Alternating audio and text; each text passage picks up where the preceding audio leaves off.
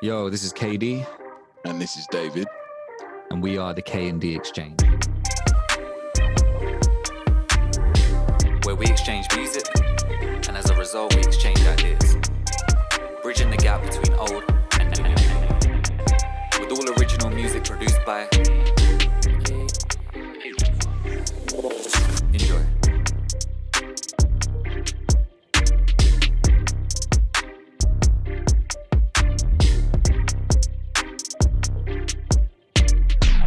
What up, what up, what up? We are back, episode 8 of the K&D Exchange. We are episode 8, right? It's crazy, right? Oh man, the craziness. Yeah. Crazy. A lot of crazy shit has been happening. But yeah, so I am KaeDee alongside co-host David. Didn't give the breakdown this time. Music aficionado. It's cool, man. Switch it up. Switch it up, yeah. If you've been with us up until now, we really appreciate that support. If you're new, quick breakdown. We give each other albums to listen to every week, and then we come in, we give our thoughts on them while the person who gave the album explains why they gave it. And it's kind of an exchange of ideas and kind of, bridging the gap, so to speak. So without further ado, I think we've got a great episode lined up. And we've got a good selection of music and probably tangents to go off on as well. Let's start. Usually we start with David's exchange for me. So David, what album did you give me this week to listen to? I gave you Grind Date by the immortal De La Soul. Released in 2000. Yeah, released 2004. 2004. Yeah, man. Last episode I said 2016. I think that's when I first heard it, Right. Yeah. That album slipped me by. What an album. Let's go. So, I am a massive De La Soul fan. If you're watching on YouTube, again, you'll see the jumper. I came out to represent again with my, it's a De La Soul is Dead jumper. That's the name of their second album. That's not like an attack on them. But yeah, just to make that clear. For the uninitiated. Yeah, so I'm a big De La Soul fan. I love their music. I love their sound. I think I can't remember when I first heard of them, but they're always on the lists of classic hip-hop albums, classic hip-hop groups, and you just hear their names all the time. So when you're like kind of studying hip-hop and all that kind of thing, so I think there's like a couple albums I hadn't listened to, this being one of them, probably because it was later on in the discography. This is like their second from last, right? And then you were talking about 2016, they dropped an album in 2016. So this one, I'm just going straight in and just say, as expected, I love the fuck out of this. I just love this album. It's so good. It's so good. Like, you'd think for a group that's on there, this is what they're like 5th or 6th or something. I thought it was their 6th album. I think it's their 6th because they have these like AOI, Bionic.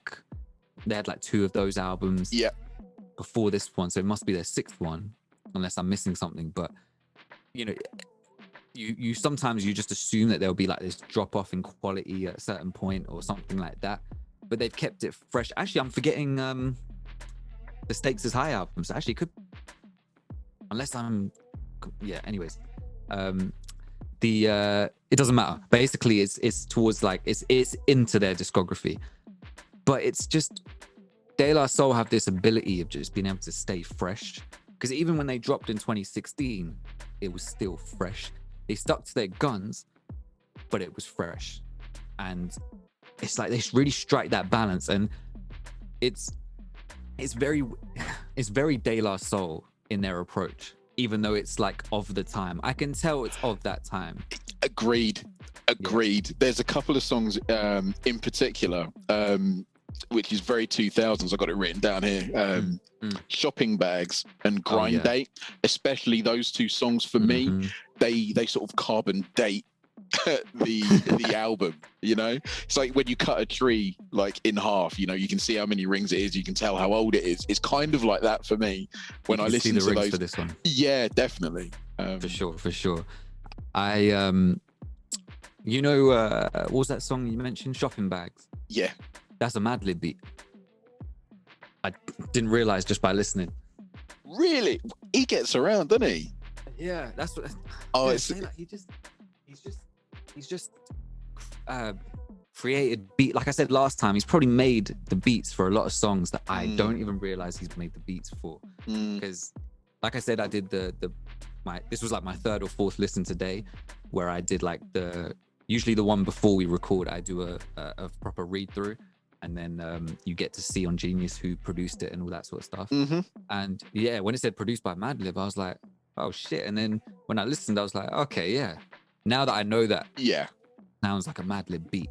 But what's interesting is that when I started listening to this, it's so interesting hearing it. This is in 2004, but it sounds like a reaction to the hip hop that was out then. So, you know, that kind of, you get lyrics in there where there's a kind of, oh, you know, where's the love of hip hop gone? Where's the love for the music? Where's the authenticity gone? You know, people aren't doing it like we used to do it. You know, they're trying to bring that soul back and whatever. And we've had this across time. You know, it always happens. It's like even back in the 90s, you'll hear, it's just a thing that MCs do. Because it's competitive, right? I think for De La Soul, I think for them there's a bit of a tinge of we feel like the art form is being devalued. And I think the 2000s or mid 2000s is considered like a low point. I've seen, and I've heard people say this was considered like a low point kind of for mainstream hip hop, at least. And it could be what they're reacting to. Well, yeah, what's your view on that? Because I mean, yeah, like I remember there being like quite a few like hip hop artists that I really enjoyed, like Talib Kweli. Well, yeah, these weren't mainstream guys, but yeah, as I was about to say, like Talib Kweli was, because I think the first time I heard him was like 2005, 2006. Okay. Like maybe a tiny bit later, but definitely mid 2000s. I suppose when we're talking about like the commercial side of things, I don't really remember. I remember like early 2000s, so it was like Ja Rule and you know, but DMX was big. Oh man, you've completely caught me on the hop here, but I don't think there was like a dearth of talent, so to speak. I just think that things were shifting. Like I think rappers were seeing that they could actually make like loads and loads of money from hip hop, as opposed to these hip hop creators actually living in the art and just being proud of the art form. You know, the hip hop way of life became the thing to chase, as opposed to the art of perfection of the best beat with the best rhymes with that. So I feel you. Yeah, so that's how it kind of looks to me, you know, in hindsight. They say hindsight's 2020, but it's pretty foggy back then. yeah. There's that other part of it where it's like I just don't remember. I don't.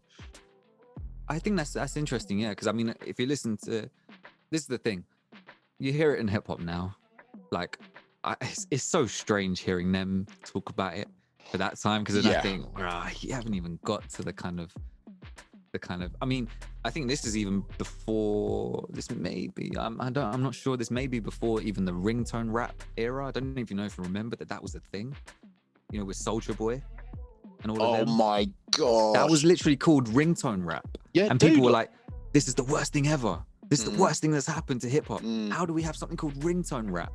And it's like, yeah, that just kind of came and went. It's like, I think it just happens, right? Of course, you're going to get these little subgenres come up and these little fly-by things. And people, you know, as with everything, you're going to get people who jump on the bandwagon, but they're not going to last very long. In the same way that J. Cole was saying to Lil Pump that, you know, I'm going to be here forever because my skills are tip-top. In 5 years, you're going to be on Love and Hip Hop. You know, he's saying that's Lil Pump. And Lil Pump is is basically irrelevant now, right? Not that he was ever super relevant, but whenever he dropped Gucci Gang or whatever, people knew about him and he was a meme and all this sort of shit. But J. Cole's been out since what, 2009, 2008? And you know, if we're talking from early mixtape days to now, people still anticipate music from him now, and it's 2021, you know?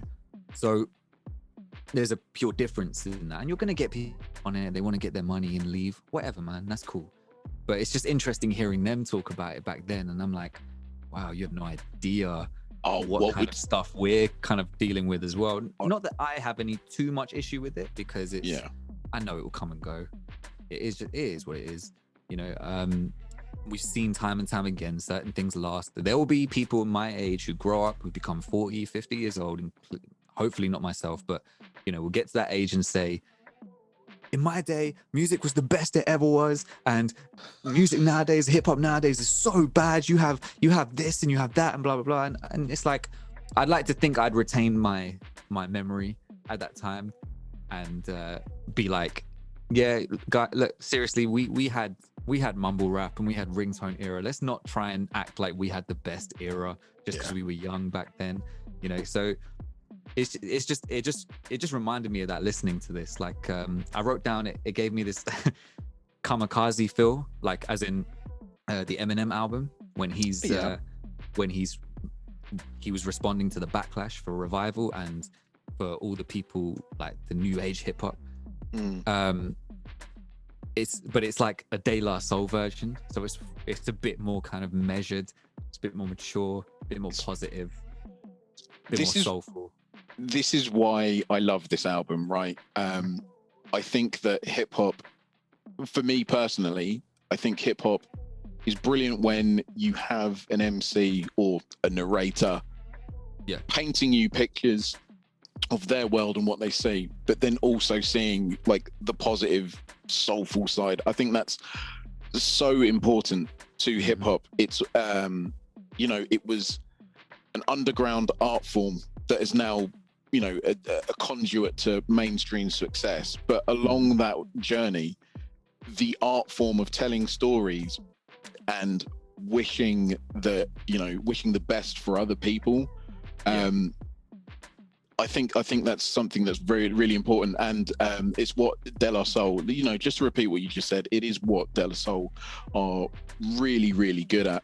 You know, I mean, I do understand, you know, in like battle rap and things like that, it's great to destroy people, tear them down, cuss them and stuff. Like, fine, that's the spirit of it. That's the point of it. Yeah, it's combat. Everyone knows that going in, you know. Yeah, it's combat basically. But then, you know, with these guys, you know, De La Soul, you get that point where we've done that. We don't need to do that anymore. We just want to make good music and sort of despair at the nonsense we're seeing around us. Yeah, but they do it in a very classy way, because they do have some of that kind of more aggressive stuff on here, but it's like you don't notice it until a bit later, until you really peep the lyrics. This is something I'm probably going to do this episode. This is one of the few times where I've literally taken little of their verses and put them in here in my notes, because this is another thing I want to call attention to, which really irritates me, is when hip-hop artists or MCs, especially of this caliber, don't get placed up as just writers or lyricists or poets amongst people like Shakespeare and whoever else, right? Yeats and stuff, yeah, it's like a Carlo would kind of, you know, this is the kind of thing he would really push, is that, you know, that if you took away the names and just showed the lyrics, you probably wouldn't be able to tell who wrote Eminem's verse on Renegade. I mean, he's actually done that experiment where he asked people, he would say a line, a couple lines from a hip hop song, and then ask the crowd. It's in a TED talk he does. He would ask the crowd, who do you think wrote that? Do you think that was Shakespeare? Put your hands up if you do. And loads of people did. It was an Eminem lyric. And there's like Jay-Z lyrics and Nas lyrics that he's done that. And then he rapped like the Shakespeare verse to a beat to show the kind of it uses the same cadence and rhythm that MCs just naturally intuitively use. And then he did it even over a sped up beat as well, because of the rhythm. I can't remember exactly what it is, but I'd urge anyone listening to this to go and find that. Iambic pentameter. That's it. the iambic pentameter, right? And it's not something, you know, when you're an MC, it's not something you're formally taught, right? And but it's just it's pick in up there. on, yeah, because it's all music, right? It's still music. You still pick up on the rhythm and everything like that, because you know when someone's offbeat, you know when someone can't flow, and you know when you hear those amateur rappers who really need to touch up on that, and it's awkward to listen to. It's not very well defined. There is an art to that, and you know, you can feel it just intuitively, you know, where to land on the beat and stuff. And there's just so many great moments on here, like so many great lyrical moments on here. Like there's one that I put down: "This rap career ain't work, it's the life in between. Bedtime till the next said time and date. Know the name and salute them dudes. Put the nutrient in rap when they cook them foods. Gotta be like 18 million heads served. Shit, imagine if there wasn't no us, huh?" Like, it's just like that's just fucking the ways. I could break down all these bars, man. Like, I love the musicality of this album, even on like just the sample flip kind of songs. It's so De La, because it's not just a sample flip like the J Dilla beat on Verbal Clap. It switches up when it comes to the verses, but then it will change back into something minimal for the hook, for example. Things like that. You know, it's like it's gone through the De La filter, where it's not just a beat, it turns into something a bit more fleshed out, you know? And you mentioned that, I wrote head nod insanity. The head nod ability on this album, right, where you're just snapping your neck, because the beats are just so, even though we can kind of date them to when this album came out, I'm like, okay, it's, but like that's only really on a couple of sorry to cut across you, that's only on a couple of tunes though that you can sort of carbon date it. Like, for me, this is one of the best sounding albums I've ever had the pleasure of listening to. It sounds so sonically clean. Great. Oh my goodness, man! Everything's like it's a very, what I said last week about like Jimi Hendrix in that book, and like you know, he saw music through color. Like, I get that exact same feeling when I listen to this album. It's just a rainbow of just different emotions and colors, and it's amazing. It's a beautifully produced album, man. I wouldn't know where to start if I had to like review this album. This would be a deep dive in itself. Like, we would have to break down every song. I wish we could, right? That's why I've got just these little like snippets of different songs in here. It's like, and the one you mentioned last time, I heard it in passing when I was listening back to the episode, and you were like, "Oh, is this song on here?" And you were kind of saying it to yourself, like, "Oh wait, is this album got this song on it?" And you mentioned Much More. That song will get played for days and days and days and days, because my fucking days. That's another Dilla beat. The soul on that song, like that's just become one of my favorite. Did you hear that? Yeah. Who that? Okay, I have my window open. So my neighbors. Tell them shut up. Yo, shut up! I'm recording it. Wow, some kids getting beat. Yeah, there's a house, two houses opposites, and there's kids in each one. But it sounded like the old lady who lives next to me, who's really, really nice. So I can't tell if she's like joking with the kids because it's like dark outside or whatever. But yeah, anyways, Much More, amazing song. That's one of my favorites just now. It's become one of my favorite songs in general, not even just off this album, just in general. Yeah, that was one of my takeaways from this album. When I listened to it first, this song was the one that really grabbed me the most. Was it a single? It would make sense for it to be. Do you know what? I don't know. Did you listen to this when it came out? No, man. 2016, I think, is when I you first listened to it. And the thing is, when I listened to it back then, I was disgusted that I'd only heard of it then. I was so angry at myself. You're telling me that? I've been a big De La Soul fan for a long time, and I've only just listened to it in 2021. 17 years old, this album. It just sounds brilliant. just sounds so good. And they sound like they're in, I mean, because they're not young in that album, but they sound so good. This is grown man, mature rap. Like, yeah, correct.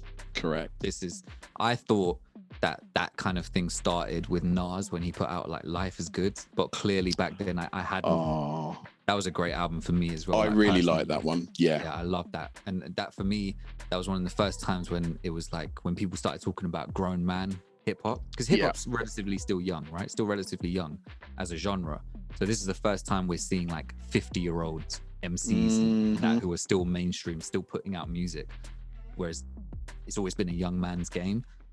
But actually, albums like this really showed that, you know, it was kind of the seeds were there to begin with, that this could have a lot of longevity and you could make mature but still accessible and amazing hip-hop albums, right?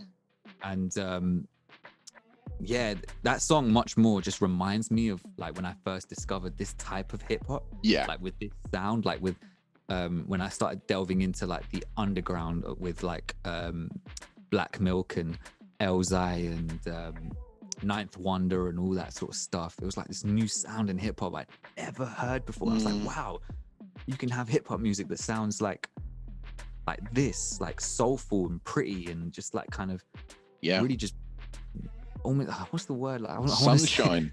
It's sunshine, yeah. Yes, it really warms you when you listen to it. And I gravitate to music like that in general, like no matter what kind of genre. I've always gravitated to that warm sort of feeling, and I think that feeling is prevalent throughout this album. Even though there's so many subtle like nuances of, you know, aggression or you know, even self-doubt in some parts, and you know, reflecting on their lives and things like that, and reflecting on society around them. You know, there's quite a lot of expression, but the overall general feeling of this album is one of warmth, and it's a pleasure to listen to. Even though it's called like the grind date, it's like even the title track kind of exemplifies that in terms of its concept. Like there's this, I'm gonna heat some more bars, man. Yeah, like, please do. I hate losing to those who walk away with my dough, because I goes crazy broke, man, and now she want to see the resident provoking me to pop wheelies on my bicycle, watch her eyes twinkle. One house, two houses, third house, house rules, the house take bank, watch Dave Bank, Banner had him on the Hawks since Atlanta extravaganza, Gamma Ray rap, I make the Hulk snap. Like, oh man, the technical, I don't think people understand. If you're, you know how I mentioned once before, that you know when people like love listening to singers hit high notes and things like that, and they talk about, oh, I love the harmonies and all this sort of stuff. This is our equivalent for MCs, right?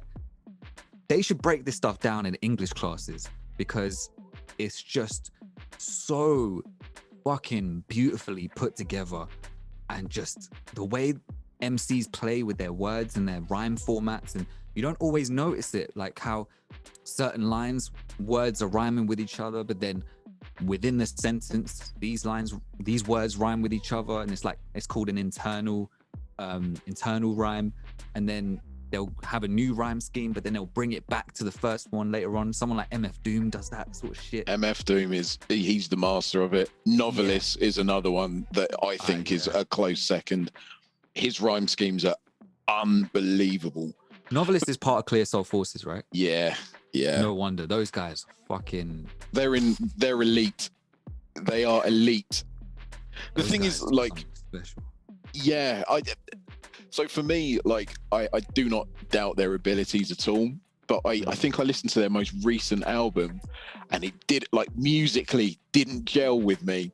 It was you know, they wanted to go in a different direction, which is fair enough. I think they've earned the plaudits to do so, but some of their earlier tracks, like Can't Get No Better, Knuckle Up, Orange Fago, like songs like that, are just unbelievable to listen to.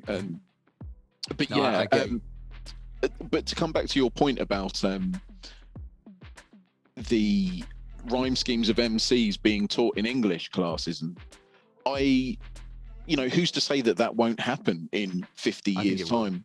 It's we're gonna have to. I mean, I think you know, I think Eminem will be studied. I really do. Hopefully guys like De La Soul, hopefully like Kendrick Lamar will be as well. Because he's a Pimp a Butterfly album should be dissected. Yeah, because he's super clever with his rhyme schemes. I mean, especially like the first song I ever heard of Kendrick was Rigor Mortis, and I had to print off the lyrics because I could not believe that he was rhyming that succinctly and that perfectly in one breath. He went for like I think like 48 seconds or something like that, just right at the start.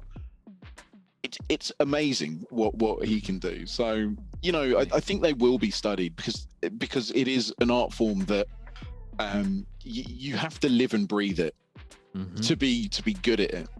And the dedication to, you know, lyrical perfection, it's got to be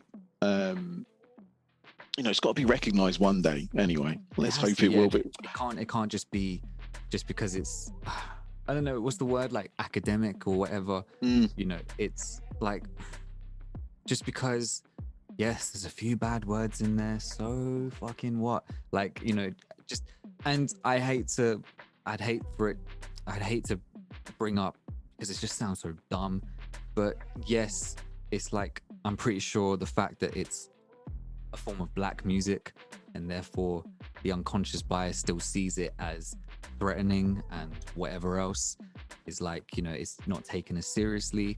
That has to be mentioned. There's no shying away from that. I'm pretty sure that's a big part of it, because I've flat out heard people say, oh, it's just you know, it's not very what's the word, it's not very wholesome, or it's not very, when it's like there's so much hip hop like De La Soul, which is wholesome. Yeah, like, you're not listening to the right. You listening. just haven't heard the right. You know, hip hop basically. If you're listening to, I don't know who's super aggressive. I don't know. Oh my gosh, is it Danny Brown? If you listen to if you're just listening to Danny Brown, you might think that's what all that hip hop is. If you're listening to just Migos, you might think that that's all that hip hop is. Exactly. You got to delve deep. You got to know the subject. There's so much variation within the genre, right? So, and I mean, these guys are doing certain things that other MCs aren't doing, you know, like in terms of flow patterns or in terms of vocal dexterity. You know, there's all these different things that different artists do. That's what's beautiful about hip hop. So much variety, so much genre is built off of innovation, from taking samples and repurposing them and making brand new music out of that. Hip hop, like the fact that we have trap beats now is because it started to adopt it from other genres and turn it into something new. Who knows where it's going to go? Who knows where it's going to keep going? MCs keep on pushing the boundary of what's acceptable. When you hear an amateur MC now, you're hearing multi-syllable rhymes, right? That's considered standard now. Yeah. Whereas before it wasn't, you know? Now it's, well, what else are you doing? What else are you putting into that? What are you saying? How are you delivering it? What are you doing with your voice, etc.? What pockets of the beat are you? There's so much when you dive in deep.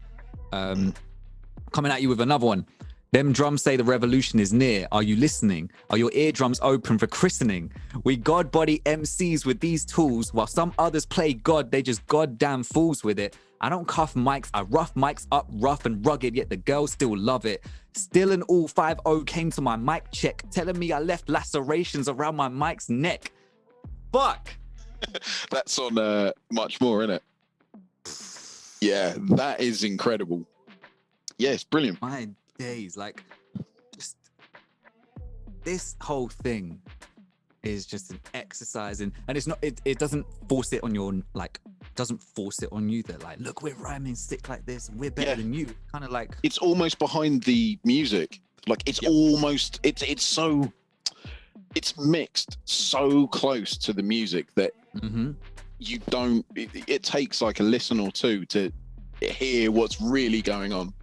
For sure. And I think with hip hop, again, kind of tying it back into the whole kind of having it even studied for academic use, I think actually a lot of hip hop might be wasted on people if you don't go and read along the lyrics and kind of really actually study it. It's almost, hip hop is a genre I think that really calls for study, like for people to actually study it. And a part of that may be just reading up the lyrics and things like that and actually seeing what they're saying and what they're doing, not just how they're saying it. because it's just as important, and you might not notice, right? Yeah, I think I will get it and I will try and post it. There was a YouTube video. This is a good few years ago, and my friend Chris sent it to me. And it basically details like how good MCs, can be, and it lists MF, Andre 3000, and Kendrick as like the 3 best, I think it is. I saw this maybe about 4 years ago.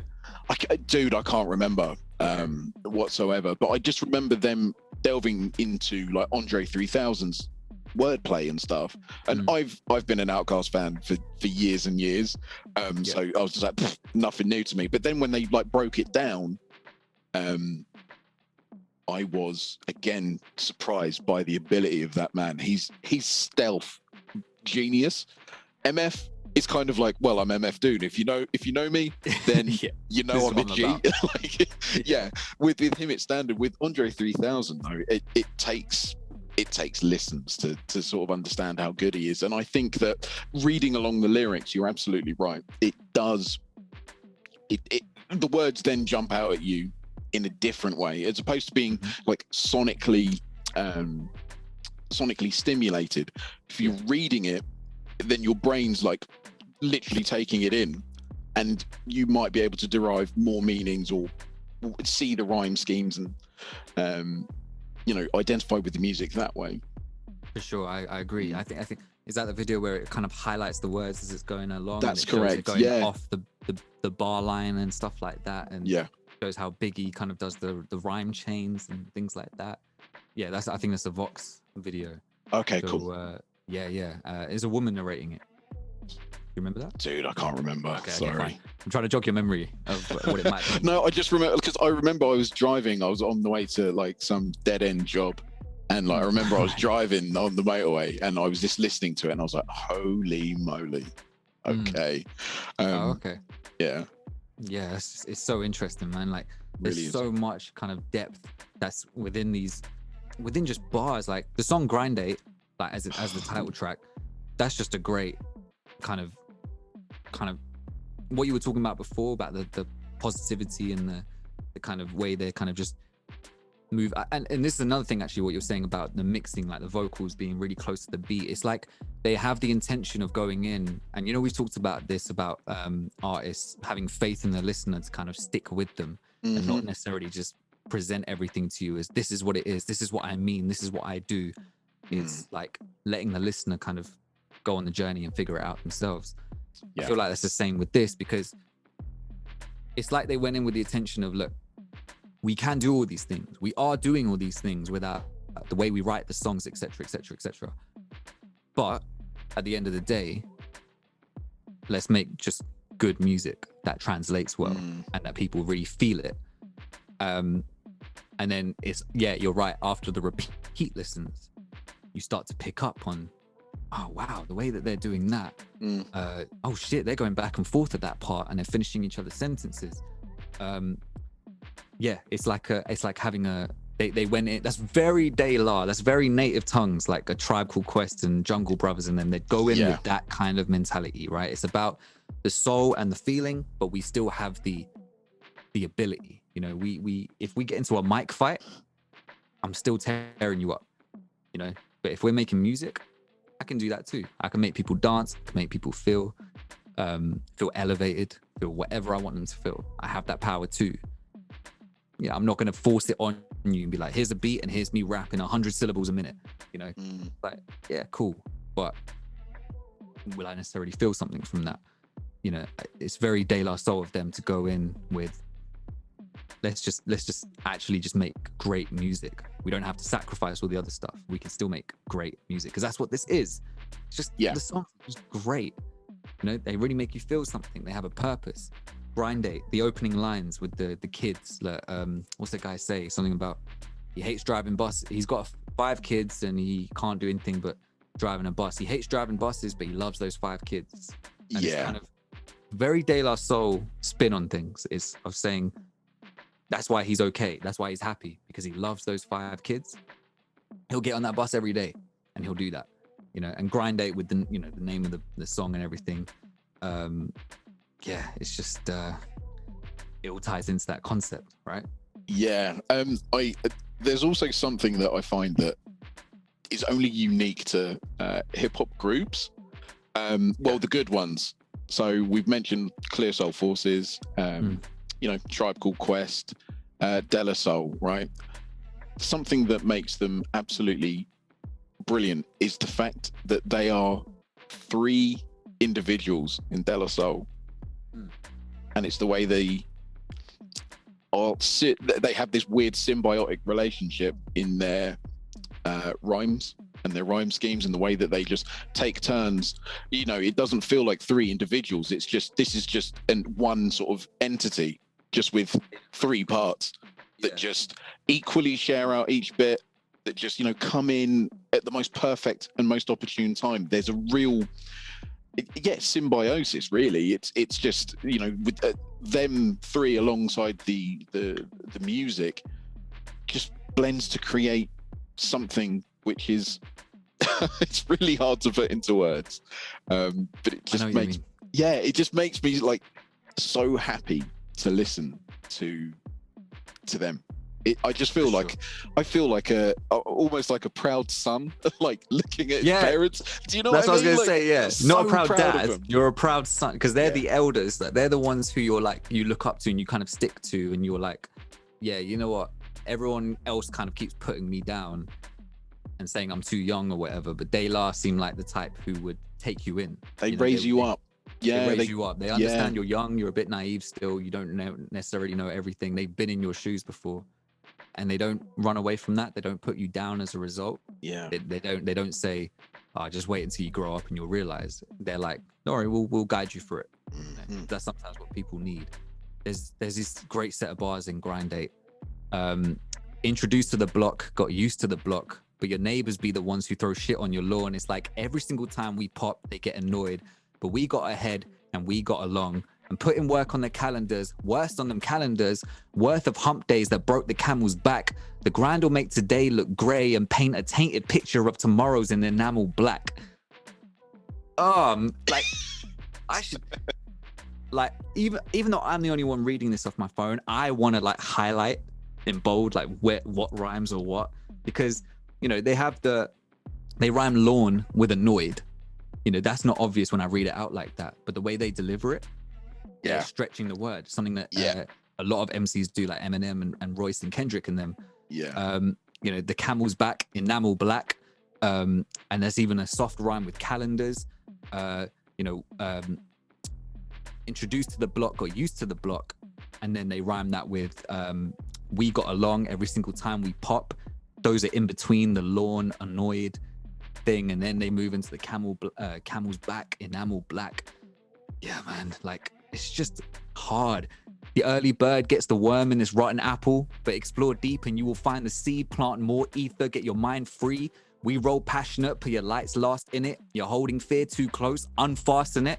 And like old age invades youth, invade falseness with truth, replace rebelling with rebirth, face new dwelling, that's your turf. Bruv. Listen, these guys they're about raising not just their game, they are about the community. They like are all about everybody else as well.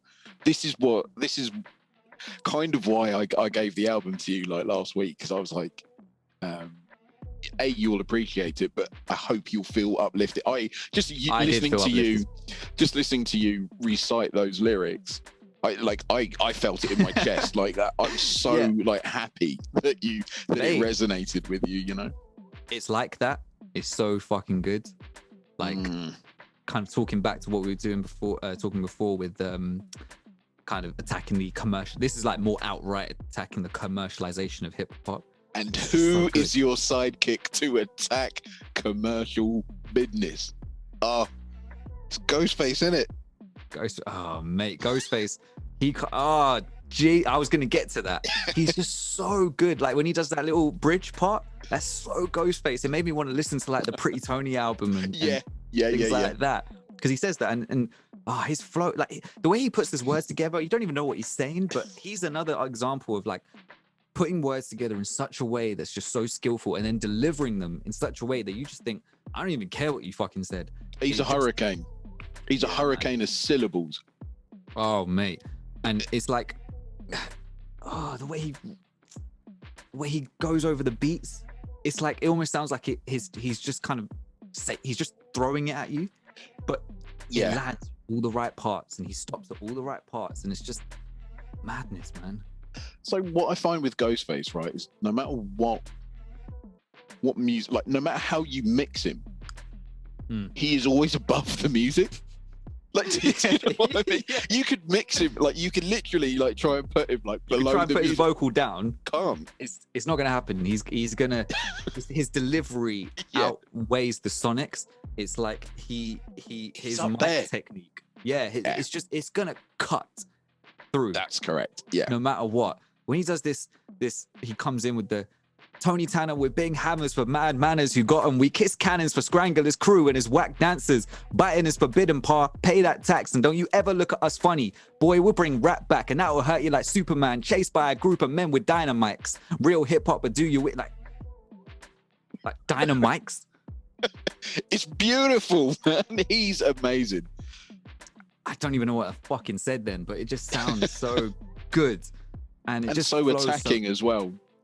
You know, like when you use like lots of like harsh sounding syllables and things. Yeah. You know, like it just sounds like you're on the attack. And plus with his cadence and his tone and the timbre in his voice. Yeah. My goodness, you're just like, whoa, Ghostface. Like, whoa, we're friends here. We're all friends here. We're all friends.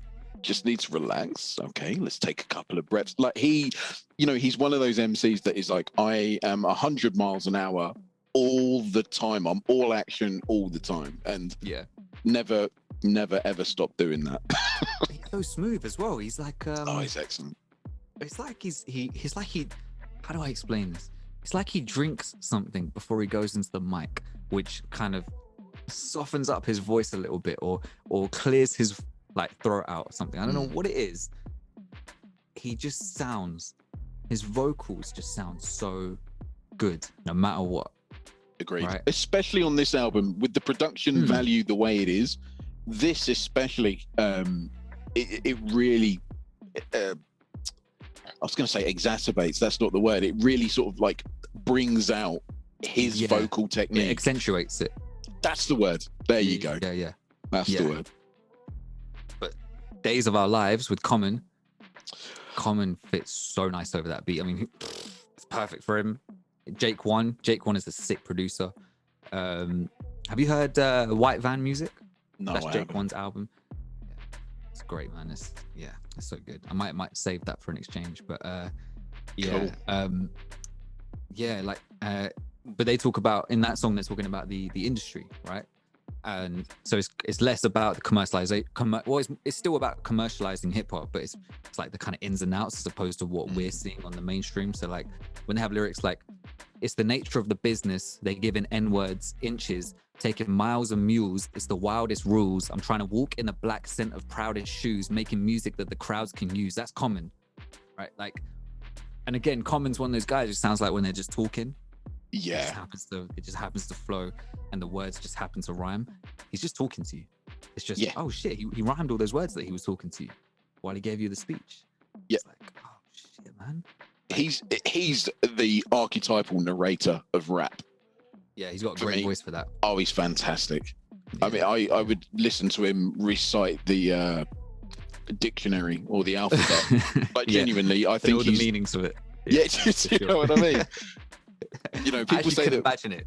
Yeah, people say Morgan Freeman's got a good voice, and he does. Like, don't get me wrong, but like Common's up there. Like he's like definitely up there. Oh, it's like melted chocolate. It's just it's just wonderful. He's got that. Have you seen that Trevor? You know Trevor Noah? Yeah, the comedian. Yeah. Have you seen he's got a stand-up thing called Scared of the Dark or Afraid of the Dark, and he talks about there's one routine he does right at the end where he talks about how he saw a picture of Obama before he became president, before anyone knew who he was. Yeah. Nelson Mandela, and he kind of reenacts what it must have been like Or like Obama when he first met Mandela, and he's got the high kind of Chris Tucker voice. And then Mandela's kind of telling him, look, if you want to become the first black president, you have to talk slower. You have to talk more deliberate. And you have to make your voice deeper. No, deeper than that. Now you have to have the rasp. Now you have to add this. That's the first black president voice, right? And then he slowly changes it. Common's got like that kind of rasp, that kind of that way of ordering his words and his thoughts, that it's like, yeah, it's like casual. He can still be casual with you, but he's saying some stuff when he's saying it to you. Yeah, you know? He's not wasting his words, but he toes that line between being too preachy and being too casual, you know. So I think he just does that so well. And over this song, like when he's in the hook, sometimes when he's like talking back and forth to whoever's going to be next on the verse and explain their part, it's just so good. Pasta News, like I wrote, Pasta News sons these MCs, like when he's like going at them, right, in such a De La way. Like it's like savage, but the way he does it is just so, when he's like, my mom's died from secondhand smoke, so I wish your ass would die from them secondhand rhymes you wrote. Or shall I call them second rhymes, written seconds before you enter the booth, words thrown together with very little truth, and a select few can do it, true. You ain't part of them scriptures and got the nerve to feel you want me out of the picture, but I was never in it. I'm the frame around the flick, auditioning the mouth of your dame around my dick. Like, there's so much going on there. Take away the rhyme schemes, like the whole secondhand smoke, but I'd wish you die, as in you just disappear because of those stupid secondhand rhymes you wrote. And then for him to go, actually, I'll call them second rhymes because you wrote them, you recorded them the second you wrote them. You know, that whole kind of, yeah, I just wrote some bars, man. Yeah. Let's throw me in the booth. I don't do that other shit, you know. But then the fact that he acknowledges that there are a select few that can do that. So I'm guessing, you know, he's probably referring to people like Jay-Z and Tupac. Like Tupac was known to just bang out song after song after song. Well, right? yeah. So we're talking a upper echelon of not even just MCs, but human beings, right? Like in terms of mentality and ability. He's saying you are not like that. There are only a few that can do that. Like you got to work and hone your talent, basically. Literally, yeah. You when he mentions, you know, you think you're not part of the scripture. Like you're not part of the hip hop elite. You're not part of the hip hop Bible. You're not Moses. You're not Jesus in this story of hip hop, right? You can't just walk on water. Yeah. That's something that's for a reserved few of, like, you know, whatever God's choosing. So in terms of hip hop, there are only a few that can do these kind of incredible feats, such as going into the booth, rapping some shit, and that's it. Just banging out 10 songs a night, and they all are high quality. You're not one of them, right? So don't try it. Who is, like, though? Because yeah, like there's a very select few that can do that. They can, yeah. You know, but it's just the way he densely packs that into the rhymes, and he acknowledges that, you know, it could have been easy for him to be like, oh yeah, you wrote those rhymes seconds before you went into the booth, and then left it at that. Nah, you know, too many words.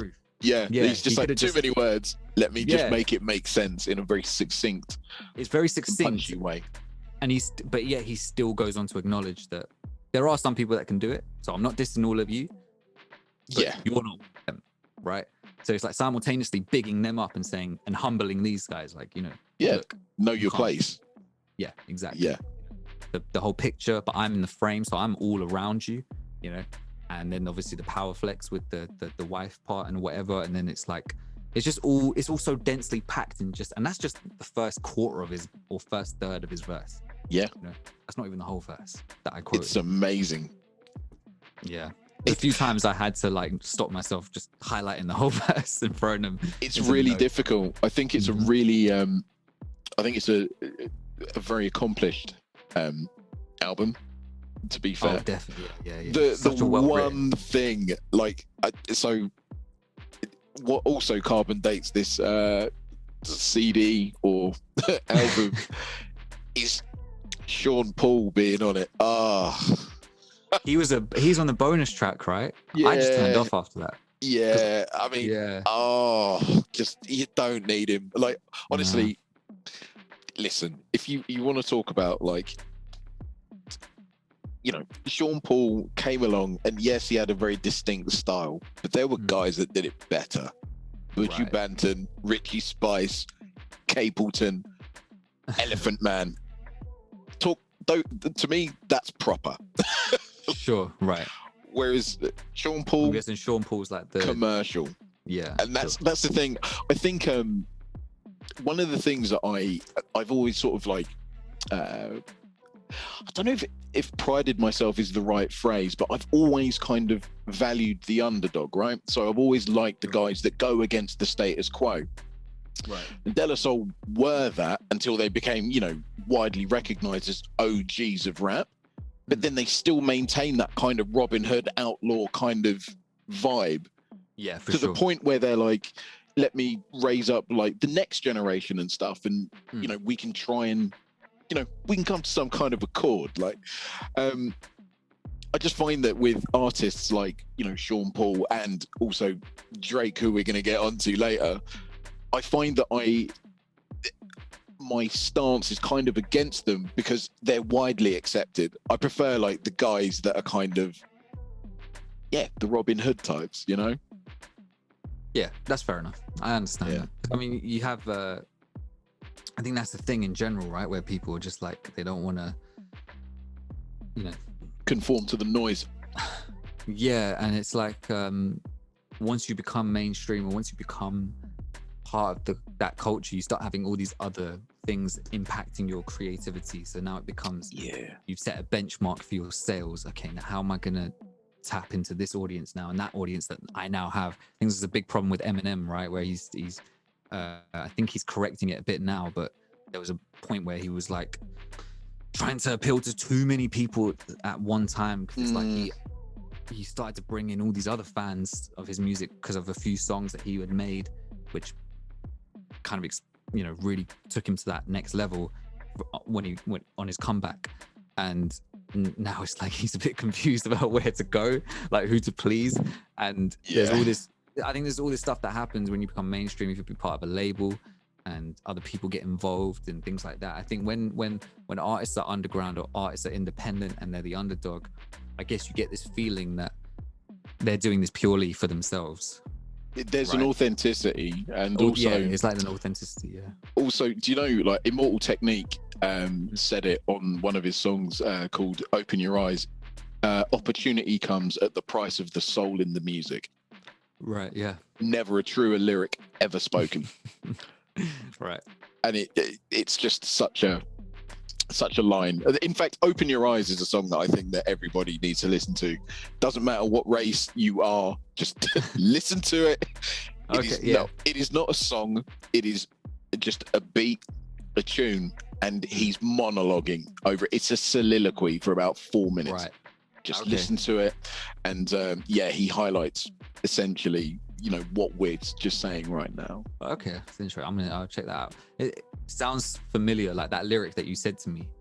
I'm like, okay, I feel like I've heard that before. Yeah. If not just quoted by people who are big Immortal Technique fans and things like that. Because other people have had this conversation, obviously. So yeah, exactly. That probably comes up a lot. And someone like Immortal Technique has always been independent, right? And he's always been very kind of anti-establishment, kind of. That's it. I'm not going to go mainstream. I know exactly what I'm doing with my art and all that kind of stuff. You're not going to see Immortal Technique on the charts or on the radio and things like that. No, he's underground, man. I do rate him a lot. I mean, I used to listen to his album. I think it's called The Third World. I used to listen to that religiously back in the day. I thought it was just so amazing. Again, Robin Hood kind of music, that kind of underdog sentimentality that is prevalent throughout his music. It's just that song always hits me, because no matter if I start liking an artist or whatever, I always do think, what are you gonna do when the money comes calling for you? Like, what are you gonna do? That's the thing. It's weird, isn't it? There's certain artists you just think will never you just think, nah, you're gonna stick to your guns. But then not that Ice Cube sold out, but you can see a divide between Ice Cube and Ice Cube, like how we know him, right? Like now, and what he was before. it's like what I'm pretty sure people back then probably had no idea he was going to be a big part of movies and all that sort of thing. I just didn't seem right. So you know, like how I mentioned Griselda, last episode, they signed to Shady Records, right? I think they've got a weird signing. I think it's like a distribution deal or something. I'm not sure exactly what it is, but they're kind of like part of the Shady family. And it's weird to say this, but Shady Records, so Eminem's label record, has this reputation that if you would think that if you signed as an MC to Eminem's record label, things would be on the up and up for you. Unfortunately, history hasn't shown that to be true. There's a lot of acts that have not panned out to anything, and only a rare few, like 50 Cent, but he got there on his own guns, right? Like he absolutely already on that trajectory. They just boosted him, right? That's what it feels like. Slaughterhouse, their album that came out on Shady, it was nothing like the first one. Yellow Wolf has his own particular like niche, so it's easy for him to stay in that niche of hip hop. But then when Griselda signed, people were like, what is their Shady Records like debut gonna sound like? And it actually became a conversation where it's like, are Griselda gonna sell out? I cannot imagine these guys selling out. And luckily, I mean, we were talking about Benny the Butcher, right? Luckily, these guys haven't at all. I mean, if you even see the front cover for their Shady debut, it's so unmainstream. Like, I think it's on my list of albums to give to you, right? Yes. And it's you'll this is their Shady debut. When you do eventually listen to it, it's nothing like the Slaughterhouse album. Cool. It's nothing like that mainstream Eminem like recovery type era album. They're one of the few that just stuck to their guns. Like, I don't give a fuck. We're doing what we're doing, right? Yeah. You can never predict it. You can never predict. You might think an artist is so kind of with the people and doing this, doing that. Unfortunately, well, it depends. You know, it's good that they make money. It's good that they start seeing some success as human beings. You know, they can. They need it. You need it. Yeah. You can't always anticipate what people are how they're gonna react and how they're gonna change in certain situations when it starts to, you know, certain things in their lives change. Give someone who has hardly anything, you give them everything. Mentalities are going to change. Things are going to change. Their standard of living is going to go up. They might just suddenly start thinking, you know what, I'm just going to keep doing more of this because that's what got me this, and I'm going to branch out into this and this and that.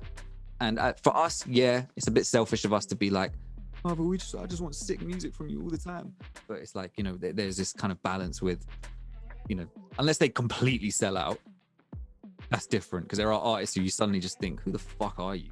Like, you're still making music, but your music is like so un-you. It's like, it's just not you anymore. It's like, who is this? You're like a shell of who you were. You're like a clone of these other mainstream guys. Like, I can't think of anyone off the top of my head, but like maybe you, I don't know if you can. Yeah, go on. Name someone. I was gonna say Drake. Okay, yeah. Well, but Drake was always built to be mainstream, I think, from the beginning. He was, but he had. All right, we'll get to it. Okay, yeah, we'll get to that. So just to finish off my part, we're actually at the last song, Rock Cocaine Flow. I mean, oh my goodness. Yeah. Oh my Doom. That beat is incredible. It's so good. And again, Jake won. But that speed up and slow down shit, Doom has done that before on a song with this guy called MF Grimm, and on this EP they had, I can't remember what it's called. Yeah, I know exactly the one you're on about. Yeah, it's very grimy and so dirty. Yeah, it was so dirty, and like the beat kind of starts to just slow down, and then it's like plods along, and then it just starts to speed up, and they just catch the beat and just keep going, and it's like, you know, it's a bit harder than it sounds, you know. And I thought Posthumous and Dave from De La Soul did a really good job doing that. With Doom, I had no qualms that he would do that. I was like, of course he would. Of course he can. He can do anything. Of course, yeah. And I think this was just a great way to close out the album. It's a perfect way to close out the album. Yeah, it's so it's hard and it kind of solidifies this whole. I'd heard the song before. I heard the G Unit remix ages ago, because they dropped so many like mixtapes, and they were built off this whole remix thing, right? 50 Cent really ushered in that culture of the mixtape, and I didn't realize until a few years later when I heard this song, but that's where it was from. When I actually watched Jake One, a video he put up on YouTube of him making the beat, and I just watched a few of them, and then I got to that one, and I was like, I recognize this beat. I was like, oh shit, you mean that's 50 Cent and them remixed it, because they gave it a different song name completely. So I had no idea back then that it was a remix of an already existing song. De La Soul was not on my radar when I was like a huge 50 Cent fan. Yeah, fair enough. Yeah, so then when I heard the original, when I heard this, and then it was like MF Doom's on this. I've heard of this guy as well. It was like, fuck me. It's like it just elevated it up, and then hearing it again. So every time I hear it now, it's like it's great, because this is not one of those albums which kind of, the last song is nice and kind of flowery, and I kind of zone out because it's the end of the album. It's like I'm looking forward to the end of the album, just as I was looking forward to the middle and the beginning, because this shit is fucking hard. There's no need for a hook. It's just bars, and they just go back, and Doom, the way he layers his verse, like I'm pretty sure there's one point where each sentence just rhymes every single word, and I'm just like, of course. I mean, why would you not do that? Because you're fucking Doom, right? Like one of the most, there needs to be like a field of study, like PhD field of study. It just MF Doom. I'm a doctor in Doom. I'm a doctor in Doom. yeah. I've got a doctorate in Doom studies. Like MF Doom is just something else, man. Honestly, he's one of the most gifted MCs, poets, wordsmiths, word technicians. There you go. I mean, what an amazing. I think what a nice tribute. Obviously we got his death on New Year's Eve of 2020. Yeah, we got the announcement of it. We got the announcement, and this is a nice way to revisit him, like in his prime. Oh yeah. When he's like he sounds it feature, Yeah, and it always amazes me how, if you know hip hop, MF Doom, but if you don't really, even if you're just dipping your toes in to hip hop, you're not going to know about him. He's so under the water, because he's the villain. He's on the run. He's the masked villain. Oh, it's brilliant. He played that persona so well. Even sending like imposters on stage, like people in hindsight were like, some people were on the fence about that. They're like, yeah, okay, that's just a dickhead move. But then some people were like, well, if you're an MF Doom fan, you should come to expect that. Yeah, he's gonna send imposters to the show. You can't be on like, oh, he's the villain. It's sick, and then you get caught in his villainous ways, and then suddenly it's like, oh, I don't like him anymore. But yeah, I mean, obviously you paid money for it, and it's actually affecting you. It's not just music. No, because in real talk, like that would piss me off. I'd be like, brilliant, but nah. Yeah, great as a piece of like an artistic spectacle, and of really following through on your persona and whatever. But I want my money back. Yeah, like, give me my money back. Over. Give me my money back. Yeah. Like I didn't come here to get this guy just wearing a mask that you wear, and clearly doesn't sound anything like you, right? It's clearly a backing track. It's brilliant. Yeah, it's brilliant. I can't believe you actually committed to that, and that's just a theory. That's not even like a confirmed thing. That's just a theory as well. He's just masked, like pun intended, in so much like mystery and stuff, and it really fits the man. It's just okay. I would, I was gonna say earlier, Flavor Flav's on one of these songs. Yes, he is. I wouldn't have expected a Flavor Flav De La Soul kind of them coming together on paper. I'm thinking like, I don't know if it's because I'm familiar with this song, the Rock Cocaine one, the one with Doom. Whether I didn't question, I never really anticipated a De La Soul Doom collab either. It's kind of cool that they're on each other's radar. Yeah. But thinking back to it, you're like, actually, that is kind of a strange pairing, if you really think about it. Yeah, absolutely. You're absolutely right. It works so well. All the features work perfectly. Everything no works. One's out of place. No one's exactly. No one's out of place. And that's what, it's a very collaborative effort. Yeah. And sometimes that can be hard for groups, right? Like I agree. differing opinions and kind of you have your own ego as a musician and you want to get your shine and this and that, you know. So it's good when someone like De La Soul, I mean, they even have a lyric in here about, you know, we're De La until we die, or at least until we break up. That hasn't happened yet, you know. At least they're being real with that, but it hasn't happened yet. Long may that continue. Yeah, I'm down for another De La Soul. I wish their albums were put on. They can sort out their sampling shit and their, because I think that's why they went off my radar a little bit, because they're just not on streaming services. You know, I have to go into like my iTunes app and look for their music to listen to it. It's the same problem I have with Lloyd Banks. Like, he has so much stuff that's not on Spotify or just on Apple Music, and I'm just like, unfortunately, just the way things are now, I can't. That means they end up falling away. Mind. Yeah, definitely. Yeah, definitely. De La Soul and Lloyd Banks as well. Like, those aren't the artists that should be falling away from the top of your mind. This album, Grind It, fucking incredible. I'm so glad you gave it to me, because it's been on my list to listen to and it did not disappoint. Out of 10. Out of 10, I'm giving this straight up 9. Oh, beautiful. Yeah. I if we want to talk about why it's not a 10, it just, I'm going off feeling. Yeah, the shopping bag song, could potentially skip that every now and then. Yep. And there's maybe like one other song which I just don't really remember that much. So it's like, if I had to give it any knocks, it's that. I'll probably go back and listen to it and be like, I was tripping. I fucking love every song on here. Yeah. And maybe Sean Paul would knock off points for that. No hate against Sean Paul. Maybe, okay, I'll rephrase that. The Sean Paul song. It just didn't do anything for me. It was a bonus track, I know, but yeah. I'm just going with a 9. I want to give it a 9.5. So 9.5 it is. 9.5 it is. No, you're right. Yeah. What is stopping me? It's an excellent album. And the thing is as well, mate, is that so what I found is when I was listening to this again today, and it's just gotten better from the like I haven't listened to it admittedly for a very long time.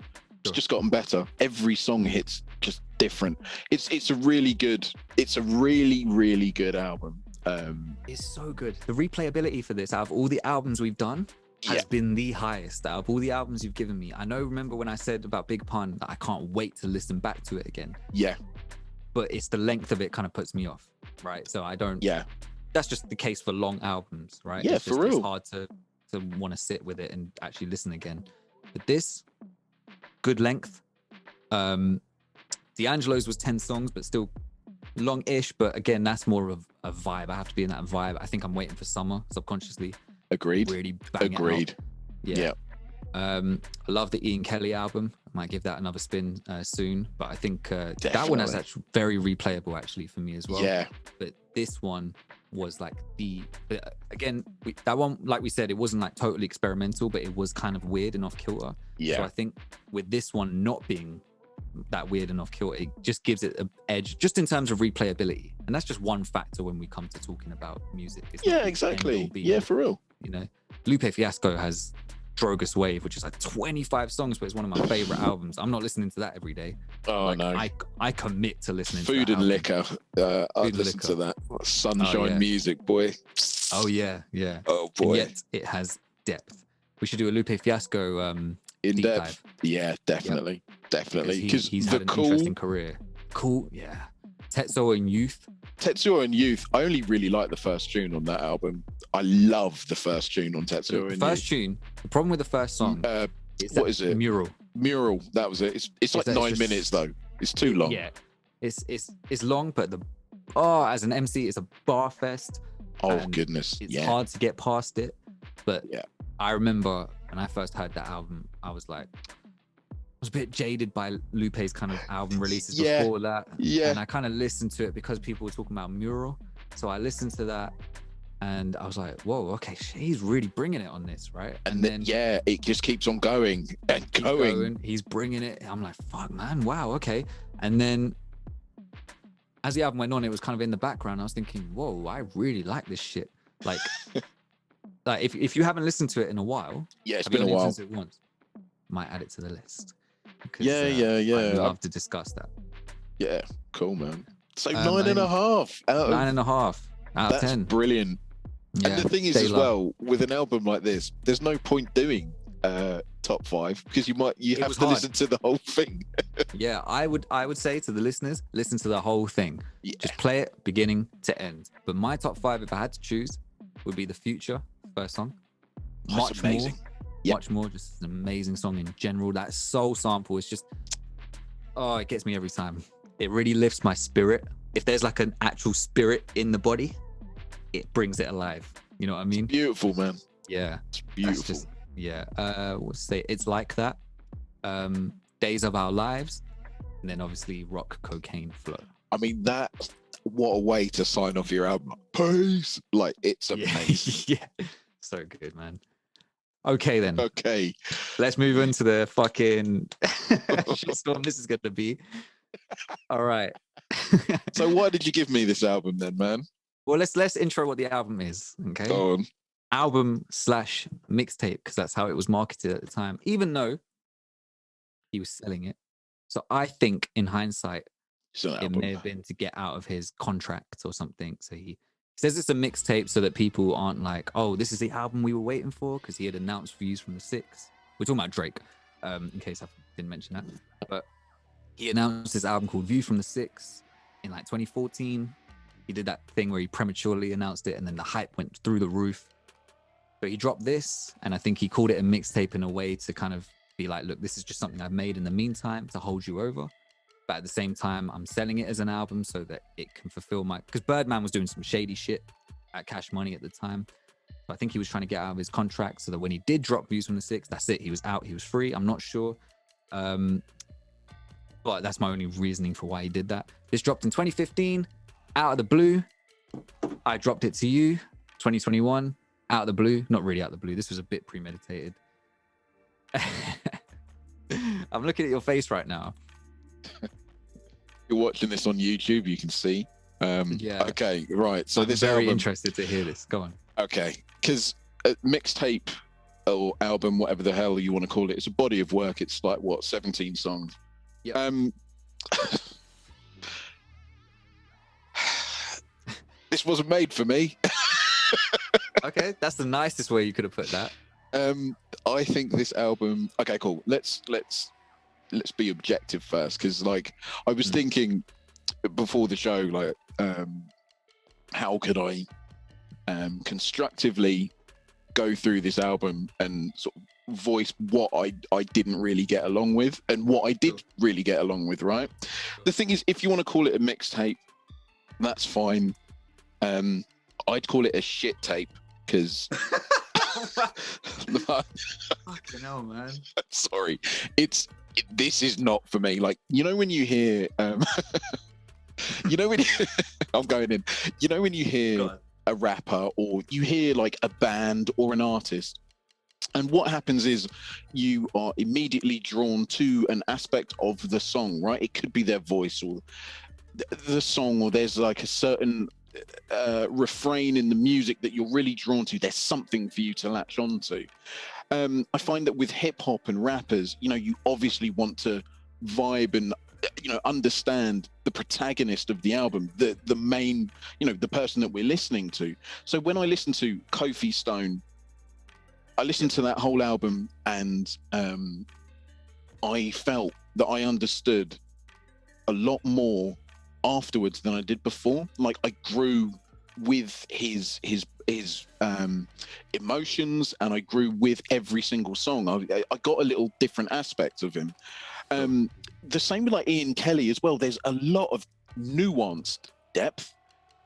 He comes at you with music and sonically that's kind of off key, that in ways that should not work, which do not work, but he makes a way for it to gel together and make a really good piece of music.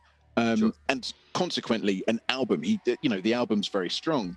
Yeah. Now, what I found with this Drake, is that I can't like vibe with this guy at all.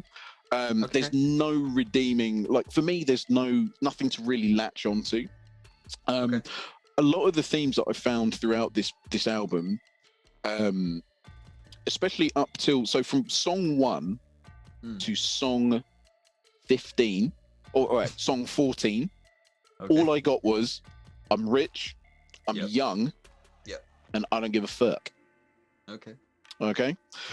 Yeah. I'm gonna go through track by track, and it's not gonna take me long. Sick. It's really not. So, legend. Mhm. He's calling himself a legend. I just basically put like his voice is already annoying me. How many N bombs is he going to drop? Like, okay, dude, you're mixed race, but chill. And how are you a legend? You're like, as you say, you're young. You ain't Jay-Z. You ain't Nas. You ain't, you haven't got longevity in the game yet. You've made bucks. Okay, cool. Like, fair enough. But there's no, from where he's saying that, like, oh, I'm a legend. Yeah. I'm already like, well, you got to pay a little bit of homage, like, to those You're talking before about you. at this point in time. At this So point in time, yeah, 2015. it's 2015. Pardon me. Right. So, Okay. like, now he's still relevant, and I do understand that. 10 years deep in the game, well, 11, 12 years he's been About going. 12, Yeah, 13. so a very, very long time now. Now I would be like, well, now you can say that, but 6 years ago, I Interesting. That's an barely know interesting who take. he is. Yeah.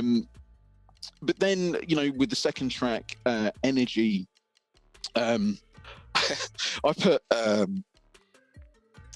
right. So the hook is, I got a lot of enemies. A lot of enemies want to take my energy. That kind of stuff, right? Yeah. Now he drops a bar. He says like he's got 30 million on 2 mortgages, and I'm like, is your legal advisor your enemy as well? Like, how stupid are you?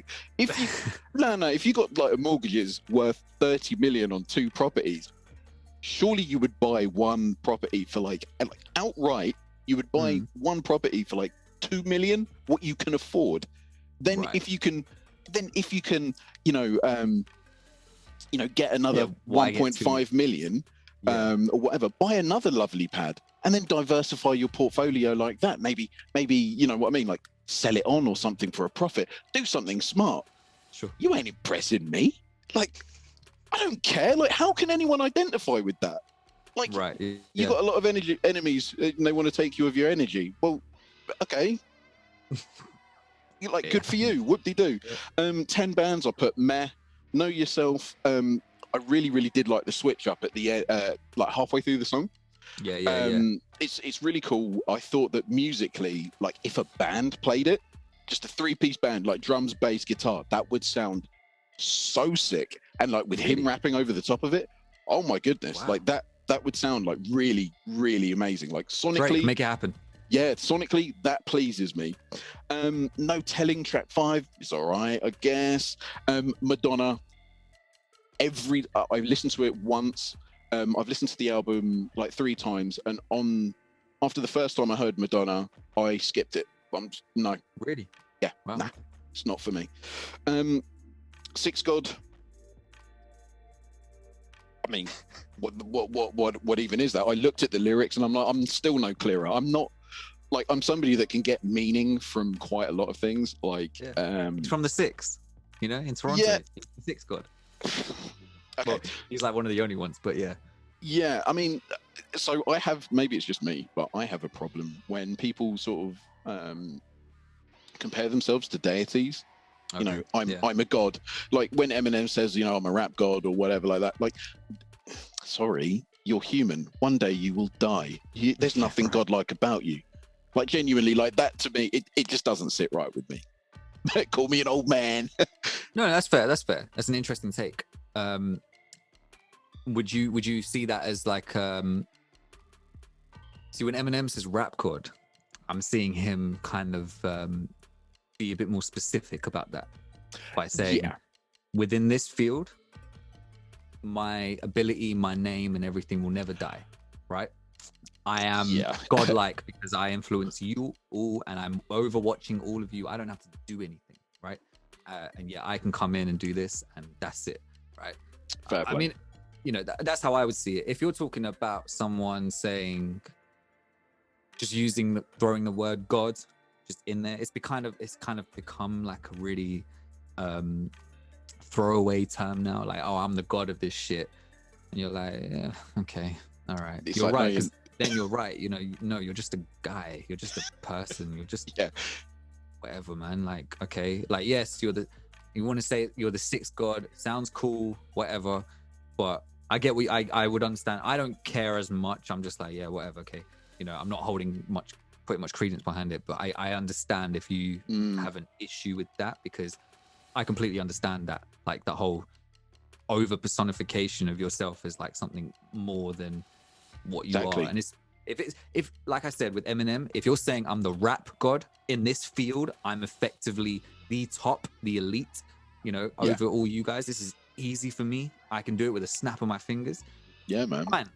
Whereas Definitely. if it's like I'm the sixth god, like what? Because you're one of the only few people in that part of Canada that made it famous, like in this field. Exactly. It's like, okay, and it's like, I understand. I don't care that much, but I understand why if someone came with that critique, I'm like, yeah, I get it. You know, so I get that. Yeah, I'm not trying to be like nitpick or whatever. It's just I found it really hard to connect to any of the songs. I mean, sure. I understand that. Well, sorry, any of the songs so far. Okay. Damn, okay. Curveball coming. There is definitely. Okay. Where am I? So yeah, I mean, you're sixth god. Sixth god. Yeah, I was just like, what the hell does it mean? Is he saying that he's a god? ? He's saying that he ain't new to the game, but then I've put, it doesn't mean that he's any good. Yeah, it's true. And I'm like, because the thing is, like, his bars, his lyrics, all of that, like, they're just, like, to me, they're basic. There's not really a lot of thought that's gone into them, and there's not really a lot of. I find him quite disingenuous, especially on these songs as well. Like, there's no, I don't find a lot of personality there. It's just kind of, it's still a lot of it's like throwaway stuff. Trying to extract any meaning from these songs so far is like trying to drink deeply from a puddle. It's just not going to happen. Like, it's just saying stuff, right? Is that that's what it kind of.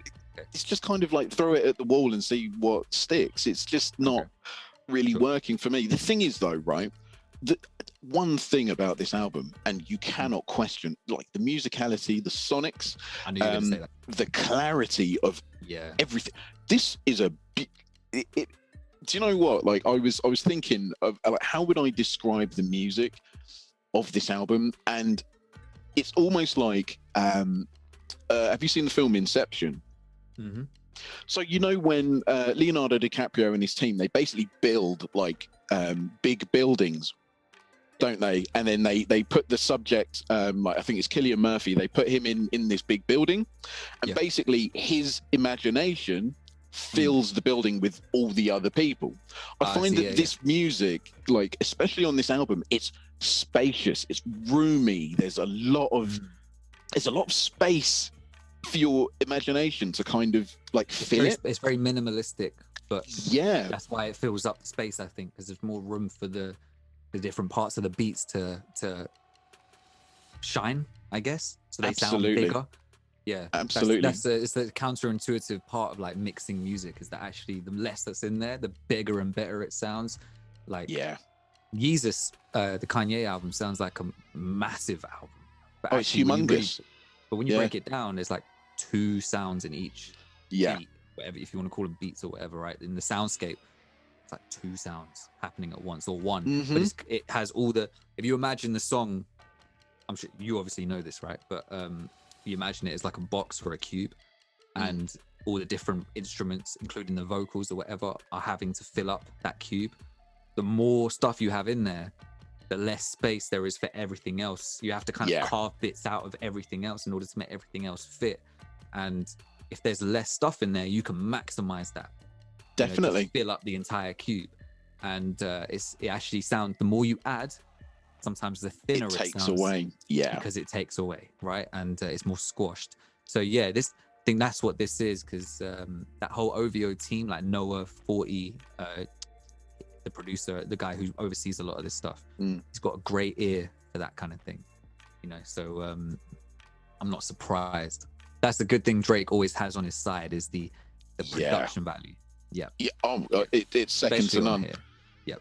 And you know, last week I mentioned like Rage Against the Machine, but I'll go even further and say like bands like the Chili Peppers and stuff. The reason why they sound humongous, especially on the Chili Peppers album Californication, it sounds humongous. Just a drummer, bassist, singer, and guitarist. Just 4 of them, but it sounds humongous. Right, and it's the same with Rage Against the Machine, 4-piece band on their album Battle of Los Angeles. Sounds humongous, and it's just so simple and very much like this album, very minimalistic. You know, through a lot of this album, I was thinking to myself, you just need a drummer, just need a bass player and a guitarist with loads of effects. You could do this album live, and it would sound. And with his like vocals as well, being able to punch through the instruments. Yeah, he's got a fat voice, right? Like quite a big-bodied voice in a sense. Kind of like not like Biggie or anything. He's like piercing. Like I would say that he's got like a piercing quality. You know, very smooth kind of. He's a bit like Skepta for me. I don't know what, like that guy. It's like his voice. Yeah, his voice cuts through. It's very solid. Definitely. Yeah. It fills up the space.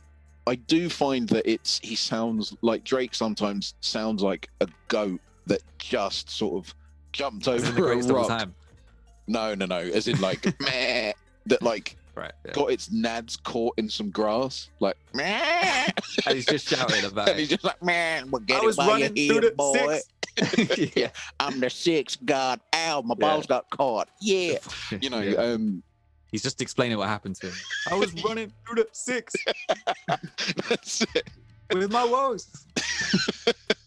Balls cut up in the grass. Oh man. Sorry. But like, sorry, Grizzly, if you're listening. Yeah, well, he ain't gonna listen to this, so that's fine. So I can just slander it. Drake, if you're listening, no, listen. He's got. If you're listening, it's too late. It's far too late. Look, this album isn't made for me. That's fine. You made it to make money. It's superficial. Okay, superficial as anything that I've ever heard. It's just to make money. That's all it is. It's a placeholder. Thank you for the story at the beginning. Like, I do remember something about this. Like, it's a placeholder. It's not a proper album, in my opinion. But this is kind of like a horrible poo sandwich, really. I'm giving him like nice bits. This full of crap, and then I'll give him a nice bit at the end. Oh my days! Why would there be a nice bit at the end? There is a nice bit at the end. It's the other bit of bread. Even in your analogy. Oh my days. Well, because you got the bread and then you got the poo. Isn't that bread tainted? Yeah, like it's all with the outside of the. Anyway, okie dokie. Okay, yeah, Star 67, cool sound, interesting structure, but that's about all I can say. Did you hear the Erykah Badu reference in that? I did, yeah. Because that's, I think that's a story where she met him, and yeah, it's from the Roots song, but there's more behind the story. I think I remember it.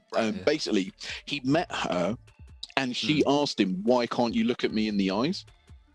Oh, okay. And so he was just like, "Look, you've got like next level like energies. Like I sort of like I can't deal with it, sort of thing." Yeah. Well, because there's some weird rumors that she's a witch or something. Like I can see that, as in I can see people saying that just because she's very weird the way she looks and stuff. But I don't know. Like I mean, she's just a bit. She's quirky, right? Yeah, it's just quirky. It's fine. Yeah, which is cool. But yeah,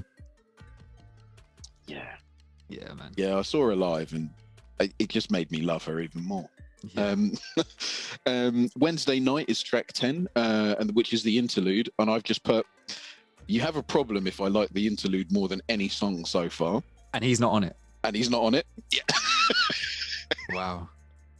Hey, this isn't going well, is it? Do you know what's fucked up is when Views came out, the actual album, the next album. Yeah. There's this interlude towards the end with I can't remember what the guys are called, but he's not even on it. And I remember some of my mates saying, because we were a bit, it's the best track on the album. Yeah, they were actually saying that. It actually reminds me of that, because we were a bit disappointed. We were all anticipating Views. That was the next album. Yeah. And especially on the heels of this, and it was a bit of a disappointment. And that was the beginning of the for us at least. And I remember hearing that and thinking, nah, not Drake, man. Nah, this can't be said. Are we really going to say this about Drake? It's funny. Conversely, I actually don't remember that interlude very much. Oh, mate, neither do I. I've forgotten it. But okay, yeah, sure. But as in, it didn't stand out to me like that at the time. Like, oh, really? Or even now. Yeah, I was this is the best song. Oh, okay, fair enough. Yeah. What did you think of Preach, the song before it? Didn't move me. I just put meh. It didn't really move me. I didn't really identify with it. Summer Jam, but yeah, go on. Yeah, I can see. Do you know what? Like, a lot of this music, I'll get to it at the end. Sure. So number 11 is Used To. I just put like banger. Yeah, it's club music. This is club music. Really good sound, and love the bass on it. Like, yeah, cool. Yeah. Nasty. Six Man. I just put young, but I'm making millions, and then I put, wow, I can totally identify with that. You prick.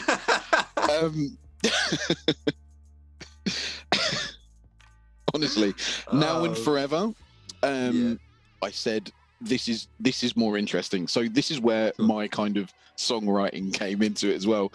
This bass line would sound immense on a drum and bass track. Oh my goodness.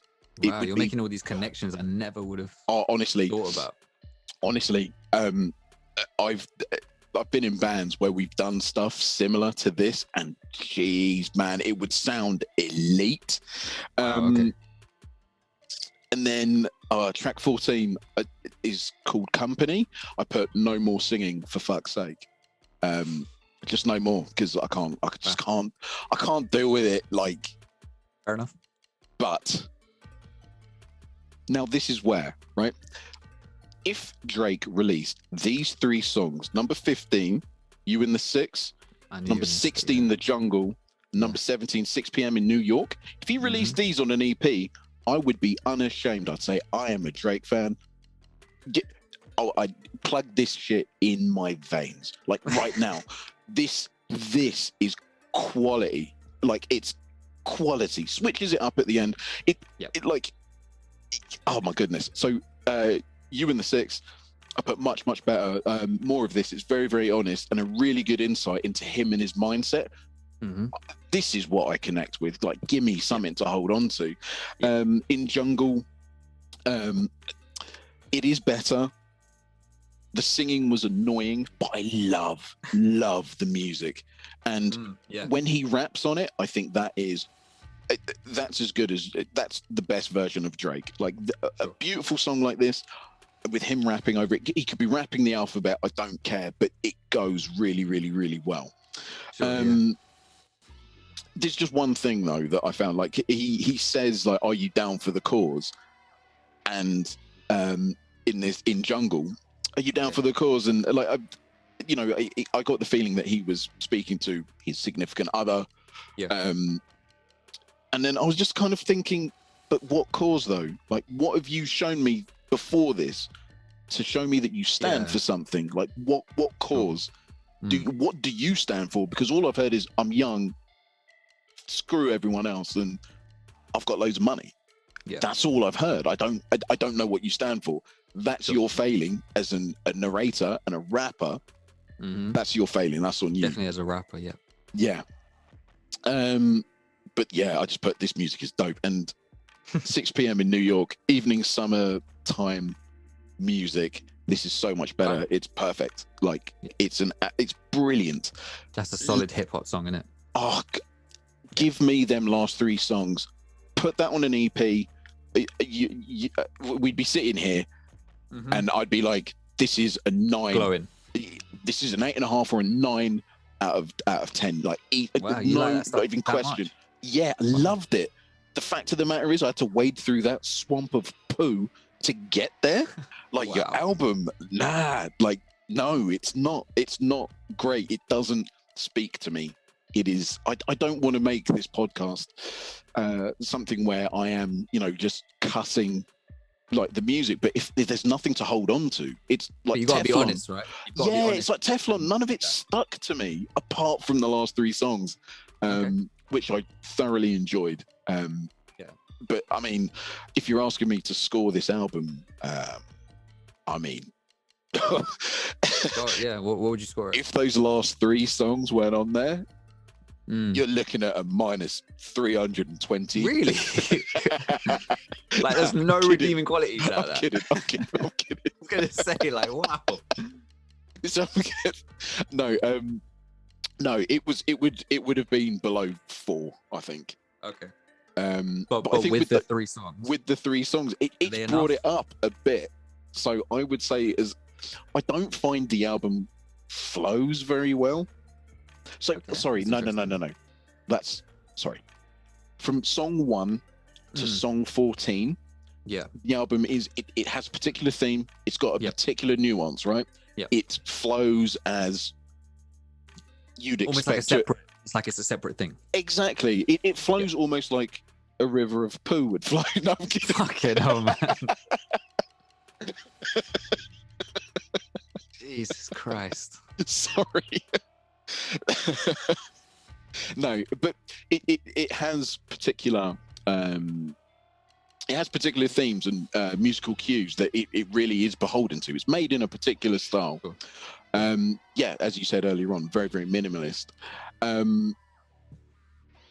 But then the last 3 songs are just there, and you're like, well, hang on a minute, where's this been? There's substance there. There's stuff that we can sink our teeth into. Like, give me more of that. There's like genuine heart there. So I don't know, man. Like, for what 1/6 of the album is worth my time. Yeah, like just over really... 1/6. It's not like, to me, that's not a good. Yeah, that's not a sign of a good body of work. It's really not for you. Yeah, for me, yeah. I mean, you can get some albums that don't necessarily have to flow. I mean, sometimes if you put an album on shuffle, and it's still like enjoyable to listen to, that's fine. You have albums like that. Yeah, like I find that with Outkast albums, especially with Atlians, really? It doesn't need to flow in the particular album. I've done. They're all quite even keel, right? Yeah, like the songs. That's probably why, right? Yeah. Yeah, I find that you can do that there.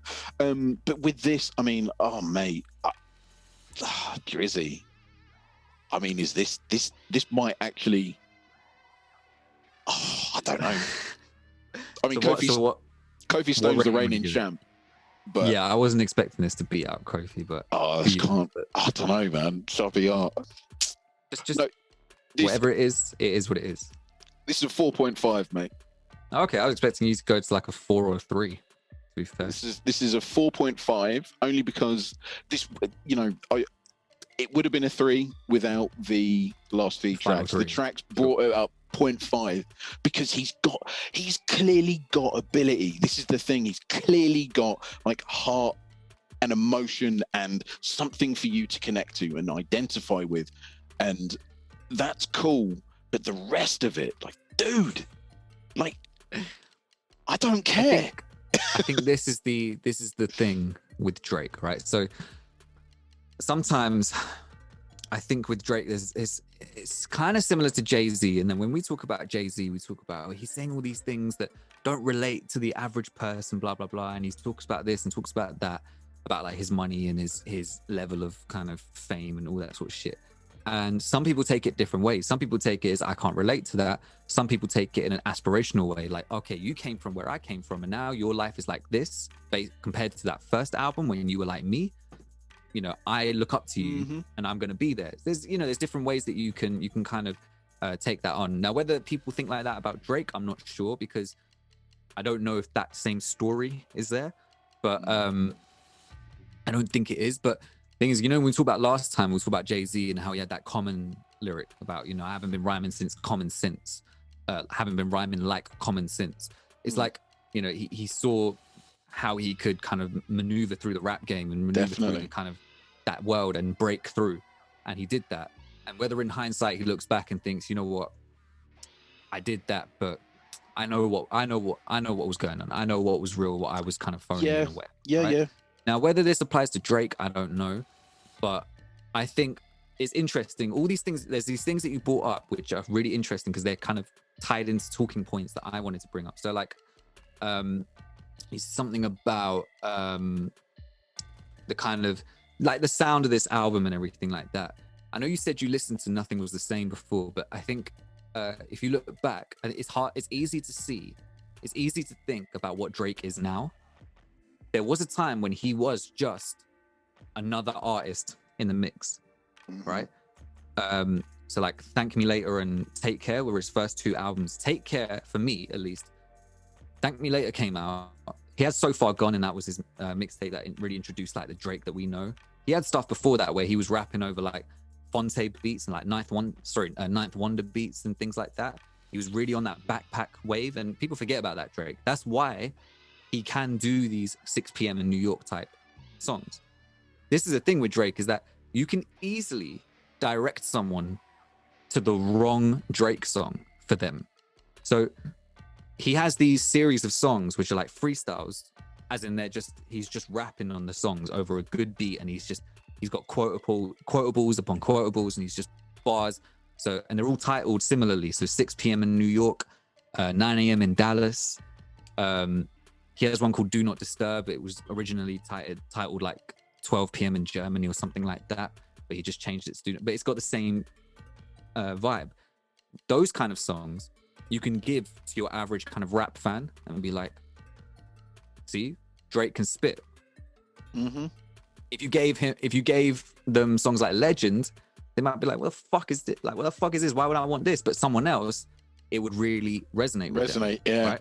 Yeah. Now, the thing is, when this dropped, I remember when I first heard it, and I was thinking, I hope this is not the album that he's been kind of gearing us up for. I hope this isn't Views from the Six, and he's changed, because I love the name Views from the Six. I thought that was a great sounding name. And I remember reading all these articles and interviews with him where it sounded like he was really gearing up to take his career like to the next level.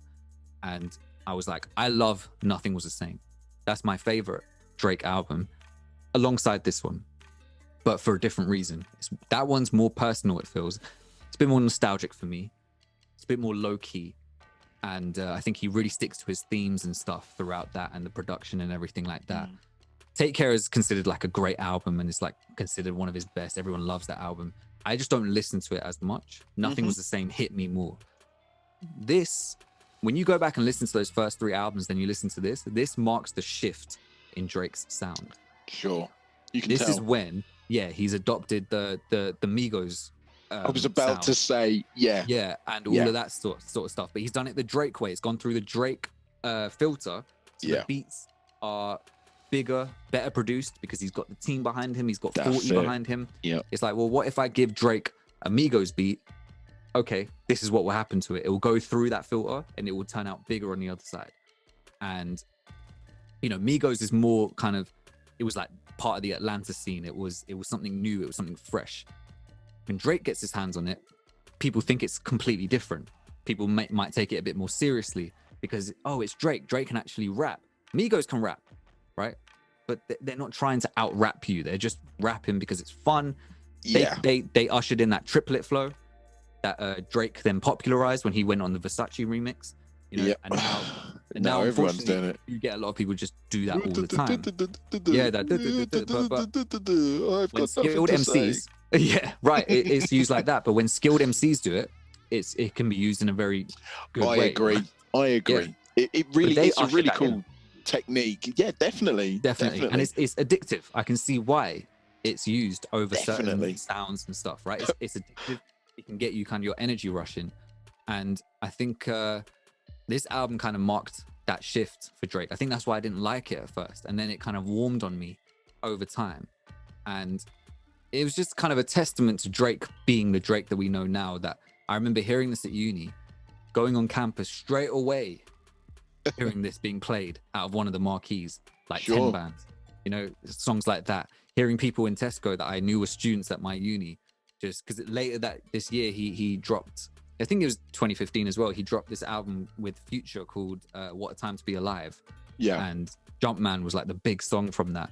And people were just quoting that. I would just hear it in Tesco in Colchester, which is where I went to uni. And I would just hear that. Like, it had been out for like a week and it's already permeated like through the culture and stuff. That's when we realized, like, okay, Drake is like that guy. Like, no matter what he does, it's gonna suddenly, he's gone into that territory. No matter what he does, it could be utter dog shit. People are gonna latch onto it. right? And that's probably your opinion, right? Of So this. like the thing is, I really do like I wanted to kind of break my own programming because I've listened to quite a lot of, you know, the stuff that he's released. And what is the album with him side profile when it's like blue clouds behind him? Nothing was the same. Nothing was the same, right? So that was the last album that I'd listened to in earnest of Drake, and I was like, you know what, I really did like it. There was a lot of good stuff on there. Yeah. I just found that stuff that I was listening to afterwards, like, you know, just the odd singles here and there, I was like, nah, this isn't the guy that I recognize at all. So Sure. I've really grown very, very cold towards him over the years. And so when I listened to this album, I came in from the cold and I thought, all right, fine, let me break my own programming. But this wasn't the album to do that. Like, mate, this is the one that probably shifted the cold season, right? For people like you, this is probably what ushered in that kind of unrecognizable Drake. So literally, I couldn't be further away from it. Like, I will never listen to this album again. It's fair enough, man. I mean, like, but I will listen to the last 3 songs again. Like, they went on a hip hop playlist of mine.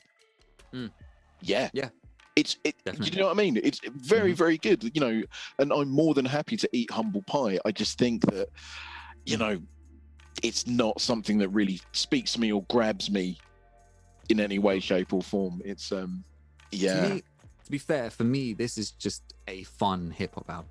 I don't treat it as anything deeper than that. Yeah. And to me, it's because the way he talks about this, he talks about it, he created it, I think, as if it was like a mixtape. He said that he was on tour and he learned from kind of watching Lil Wayne just carry his kind of studio equipment. And whenever they're in a hotel, they would just set up in there and just record. And you can find videos, you can watch like this documentary. Oh, brilliant. One where he does that. And then that's clearly what he was being influenced by. And he just said that he would just, if he found like beats that he liked and people sent him, obviously he's Drake, people are going to just send him beats all the time. And, you know, he would be like, this sounds cool. And I'm listening to all these guys from Atlanta and stuff. That's the kind of where hip hop's kind of really popping and stuff. The new kind of sound is coming in. It was just fun for him to make these songs. So he just made them and then he put them together. And it kind of sounds like that to me. So it sounds fun. It doesn't sound like he's not trying to make a statement. Even with like Views, he kind of had a concept behind it and everything. Sure. Nothing was the same. He had a vibe and a concept. Same with Take Care.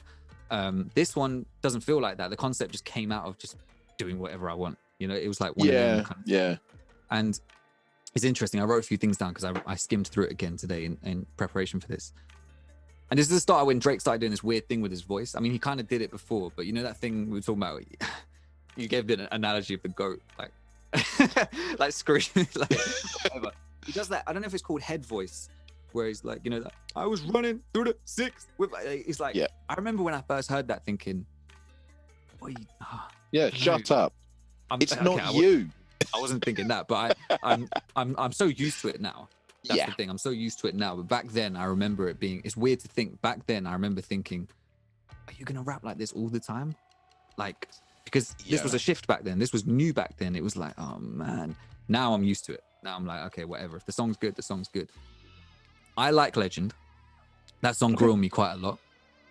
My problem with it, which leads to a bigger problem sometimes that you can have with Drake, is that there were these ghostwriting rumors about him, right? He had this beef. I don't know if you know about this, but in this happened in 2015 as well, I think. He had this beef with Meek Mill. Yeah, I remember this. He was on a Meek Mill album and Meek Mill outed him saying he didn't even write his verse for that, right? Drake uses ghostwriters. People were like, what the fuck?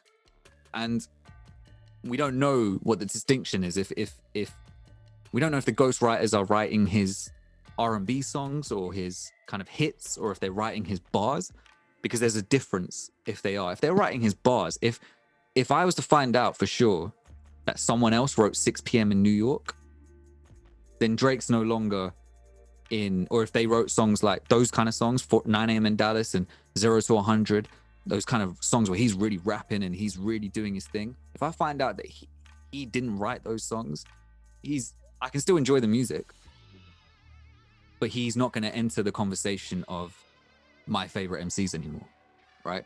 Because I think that's a key for me. That's a key part of being an MC and a well-respected MC is it comes from you, right? And you write the shit. I'm okay with people throwing in lines in the studio and stuff like that and collaborating. That's cool. If someone's writing a whole fucking thing for you and you're just rapping it, then what am I getting from you? I'd rather have the original guy rap it.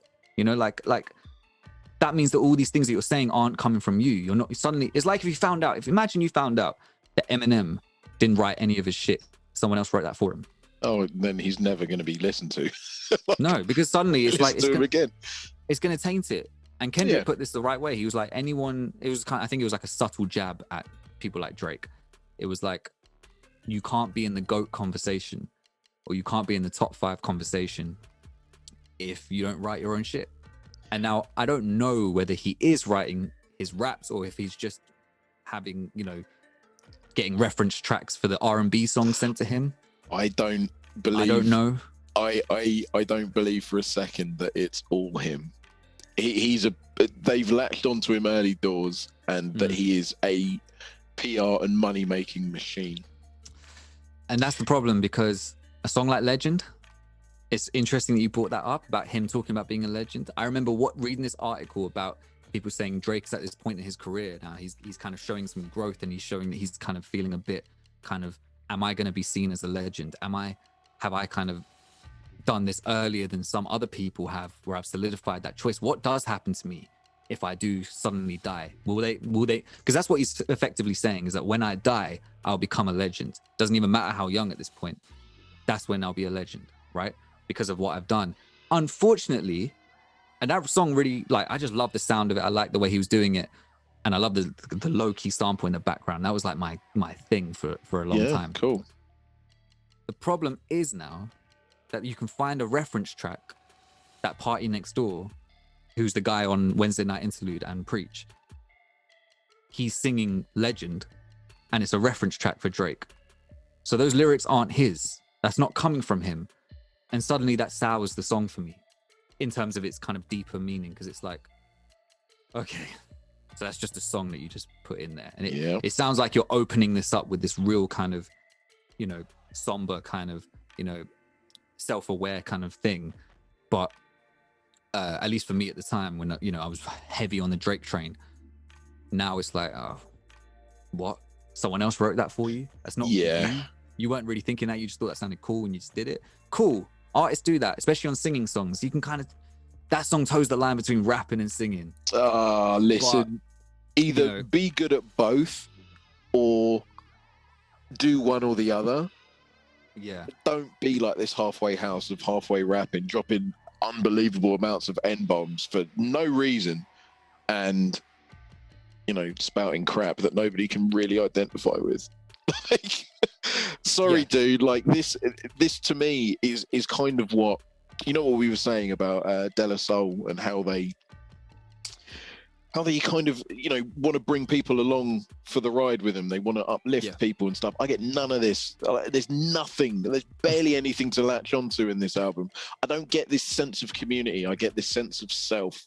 I get this sense of I'm amazing. What will happen to me when I die? Well, you're not going to care because you're going to be dead. So whatever. Sure, right. Will be forgotten. Like we all will be. And all of your songs will disappear in time like tears in rain. Okay? So don't worry about it. Sorry. Well, to be fair, based on what I said, he probably wasn't worrying about it. I don't know. Yeah, maybe. Do you know what I mean? He's got two houses with like $30 million mortgage or $30 million mortgage. So that's all good. You know what I mean? Nah, man. To not have it sound like we're just bashing Drake, I want to make it clear. I really do love this album. Still, regardless. Really? Yeah, I love this. That's why I gave it to you. Because, like I said, this is my favorite Drake album alongside Nothing Was the Same, but for two different reasons. Nothing Was the Same is more personal for me. This one's more if I just want a good time. I want some beats and some rapping and some good vibes and stuff. I'm throwing this on. I like Drake in general. So therefore, it's probably going to be, a given that I will then just like this, because this is over some more hype production, and more mainstreamy kind of sounding production. It's like when you hear that kind of mainstream stuff and you think, you've probably had this before, where you hear someone on a beat and you think, oh man, if that went to someone better, that'd be so great. Yeah. That's how this felt when I heard this. It was like, this sounds like some of the stuff I was hearing. I like Migos, so I'm not talking about them, but like, oh, this sounds like some of this newer kind of stuff I'm hearing I'm not gelling with. But now that Drake's on it, it's like, cool, I can enjoy the beats, but I too can enjoy him on this. Because for me, he's just quotables. It's just a guy rapping over beats and he's just having fun. I'm not looking for anything deeper with it.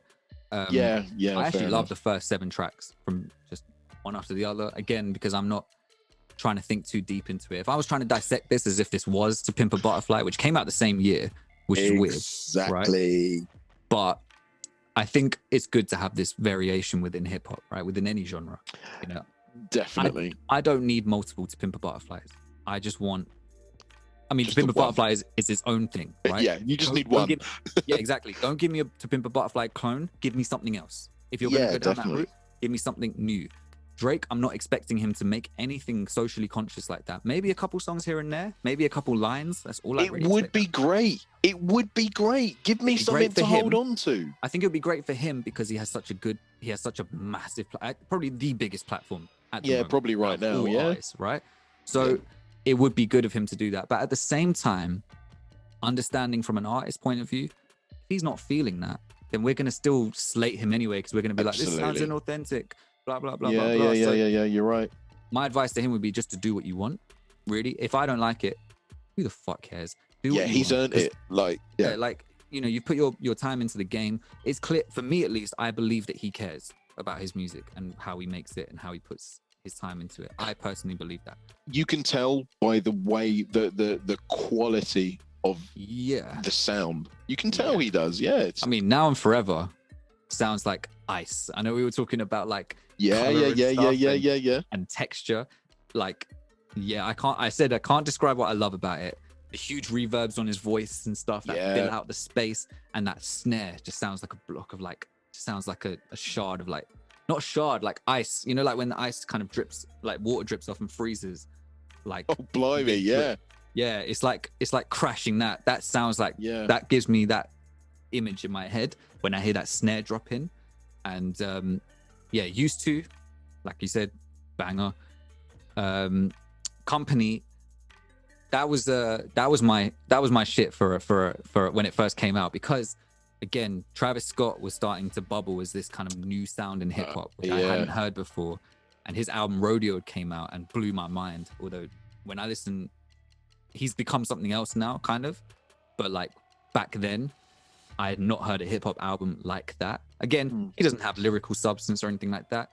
You want to listen to Travis Scott, you're listening for the sound. You're listening for the big production and the voice and all that sort of stuff.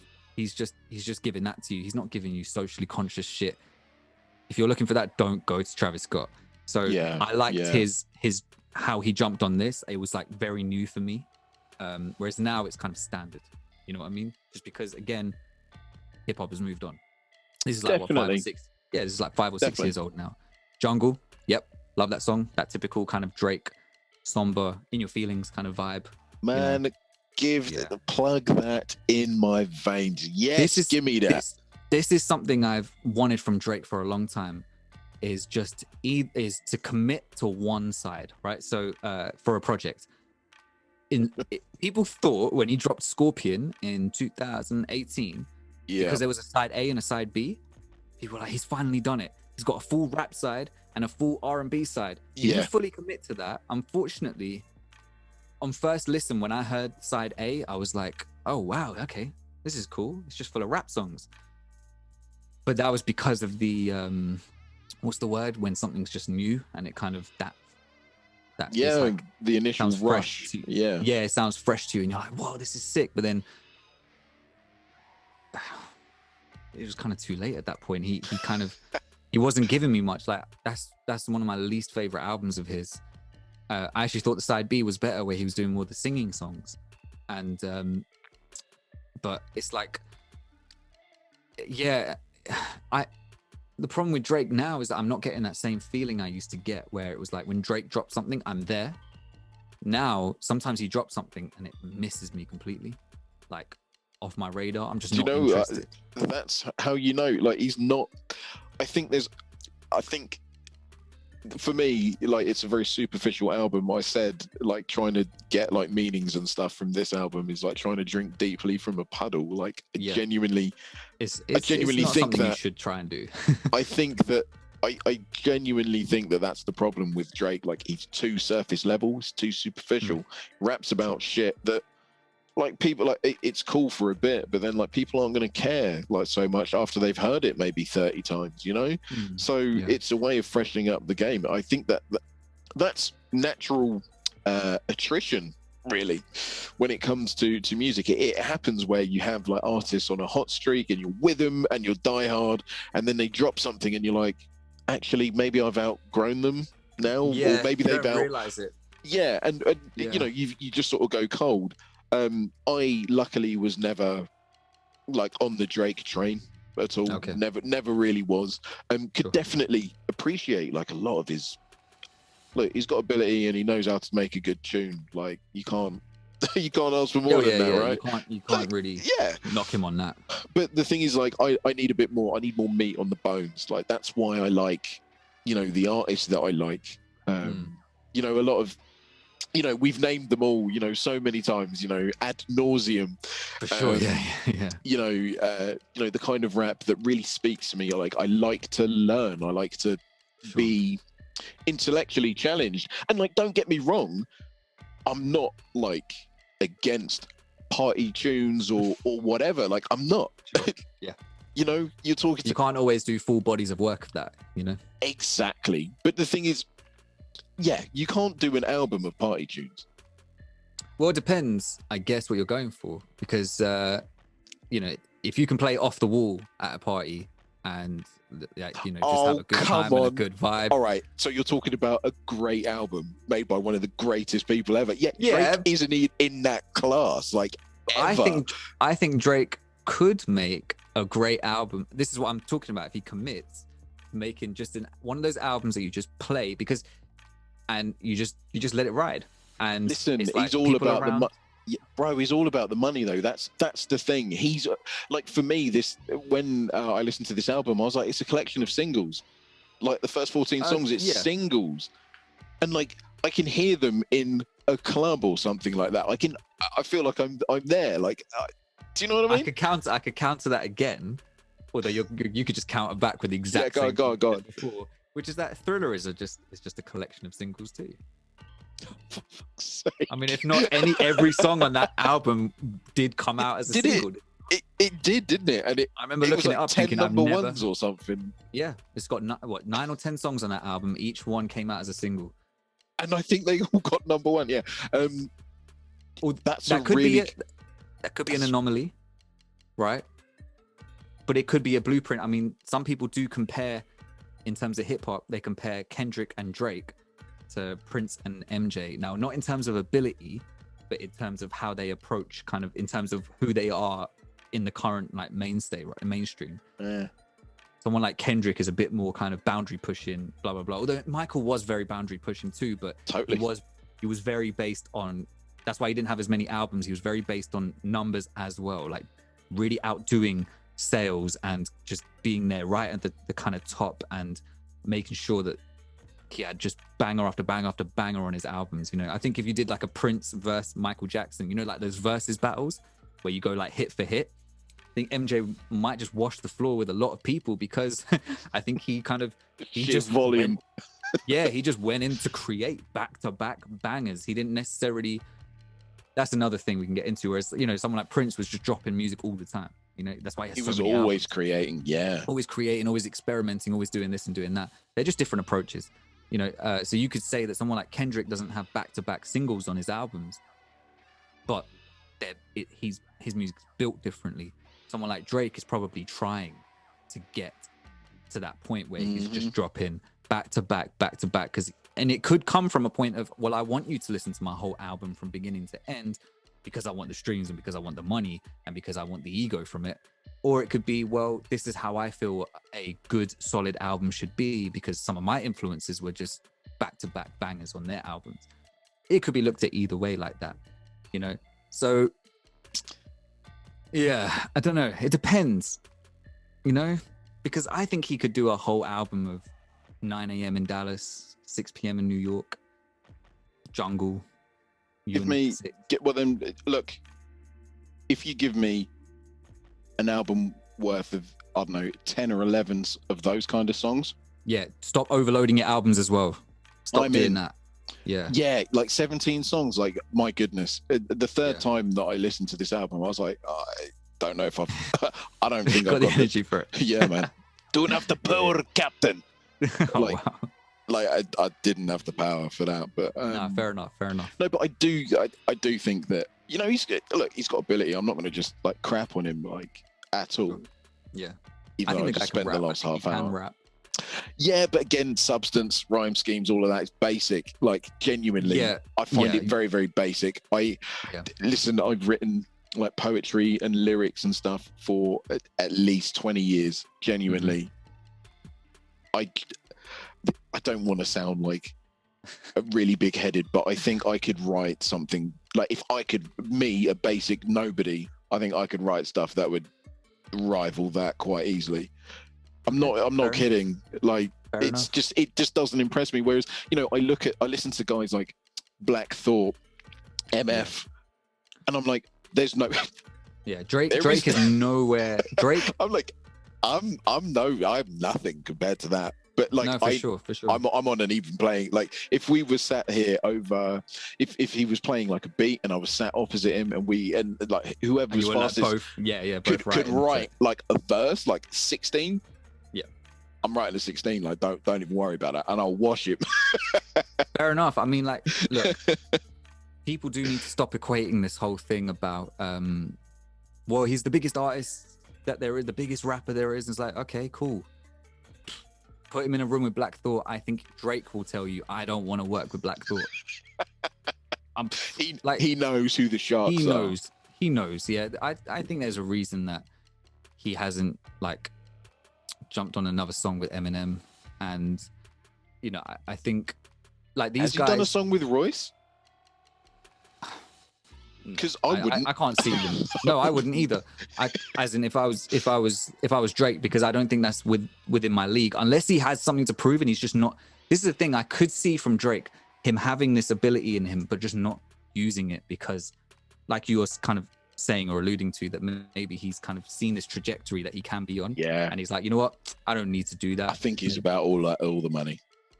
Yeah. See, now I'm waiting for his next album to come out because it feels like. I don't know if you've seen him. He's like tattooed this heart, not tattooed, but he's like his haircut. He's got this heart in his head, in his hairline. Right. And it's so fucking weird. And his new album is called Certified Lover Boy. Now, this sounds like this. It's like an obvious troll. And for someone like Drake, I think he's calculated enough that it means something, right? I'm just hoping that when I listen to it, I get it. And that I think, okay, I see what you've been building towards. I'm really hoping that this is all, you know, he's pulling something out the bag, and he's not. I reckon sometimes that he's just scared that he might alienate certain we were talking about before, when you get too many, your audience diversifies a bit too much. Like, I think he might be worried that if he does too much of one thing, he might alienate a huge part of his fan base. I think Drake's in a position now where he can take advantage of his status and do whatever the fuck he wants. And maybe he does want to do the stuff that he makes. Maybe he does. Okay, cool. More power to you. I'm off the train. I still have your old music. I'll listen to that. I'm not going to force you to be one way or another. See, the thing is though, as well, like, is if he was, say for example, you and I were like sat across the table from him and we could like pick his brain about stuff, it would probably shift how we look at his music and how that music communicates with us. I just don't. Do you know what I mean? Like, he might have thought, oh, well, I just made that track for a laugh or something. Yeah, and you'd be like, oh, okay, cool. So I'll take it as such. Well, there's no, actually, if you listen to this lyric or that lyric, like, you know, I'm actually alluding to this, that, and the other. And you're just like, holy crap. Like, there's more, I just find that it's not very accessible. There are no sort of windows, like, into like his inner workings. He seems very, very guarded, and he'll talk about the same sort of stuff, like his parents, his mum, and that's about it. And like he's a bit reactionary as well. So when he does do these kind of introspective tracks, it's very vague about what people are saying about him now, and he'll throw in like this clever line here and there, like a quotable that people throw up on Instagram and stuff. And people will be like, is he throwing a subtle shot at this person or at that person? And it's like, you know, what really surprised me is when Pusha T went at him and he actually did reply with an actual diss, and it was really good. I thought it was really, really good.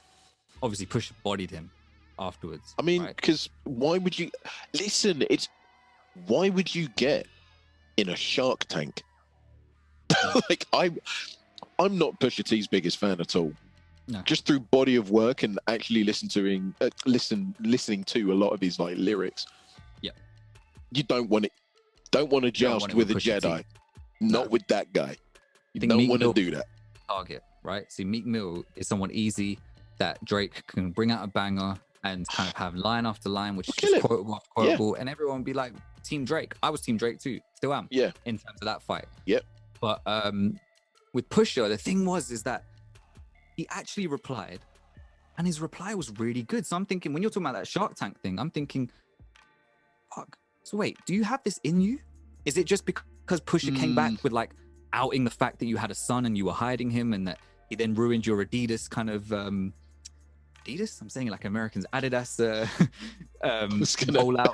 Yeah, his kind of rollout with where he was gonna apparently then announce, like, show that he, I have a son, and the brand is named after him and stuff like that. Pusha went and came fucking ruined that.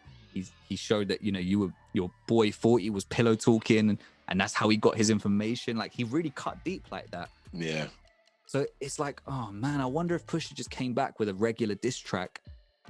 If then we would have seen more Drake diss tracks back, and we may have changed our perception. Like, okay, so you can do this. Okay. The problem is, I don't know. We don't know, right?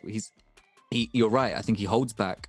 He's a bit guarded. He's a bit too vague when he does get introspective. So he doesn't show enough about himself. And then after a while, it's become a bit boring.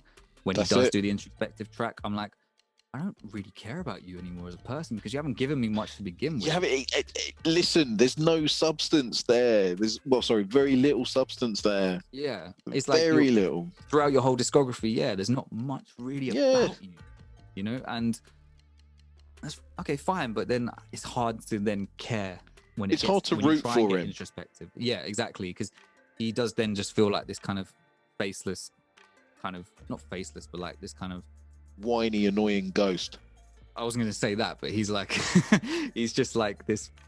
He's just there. He just makes good music. He makes great music, and it resonates. And he's just hit that point where he's broken through the ceiling. Now he can do no wrong. This is my biggest issue with Drake and his fans, is that they let him get away with anything. People think I'm hating when I say that I'm not feeling like the new Drake, and I'm a bit worried about his new album and stuff like that. It's because I'm basing it on what I've been listening to. Sure. I've been keeping up with Drake. I was fighting for Drake. He was a big influence on me as well during that Nothing Was the Same, if you're reading this time. I was really looking forward to Views. I listened to that. That's when it kind of started to get a bit shaky for me, right?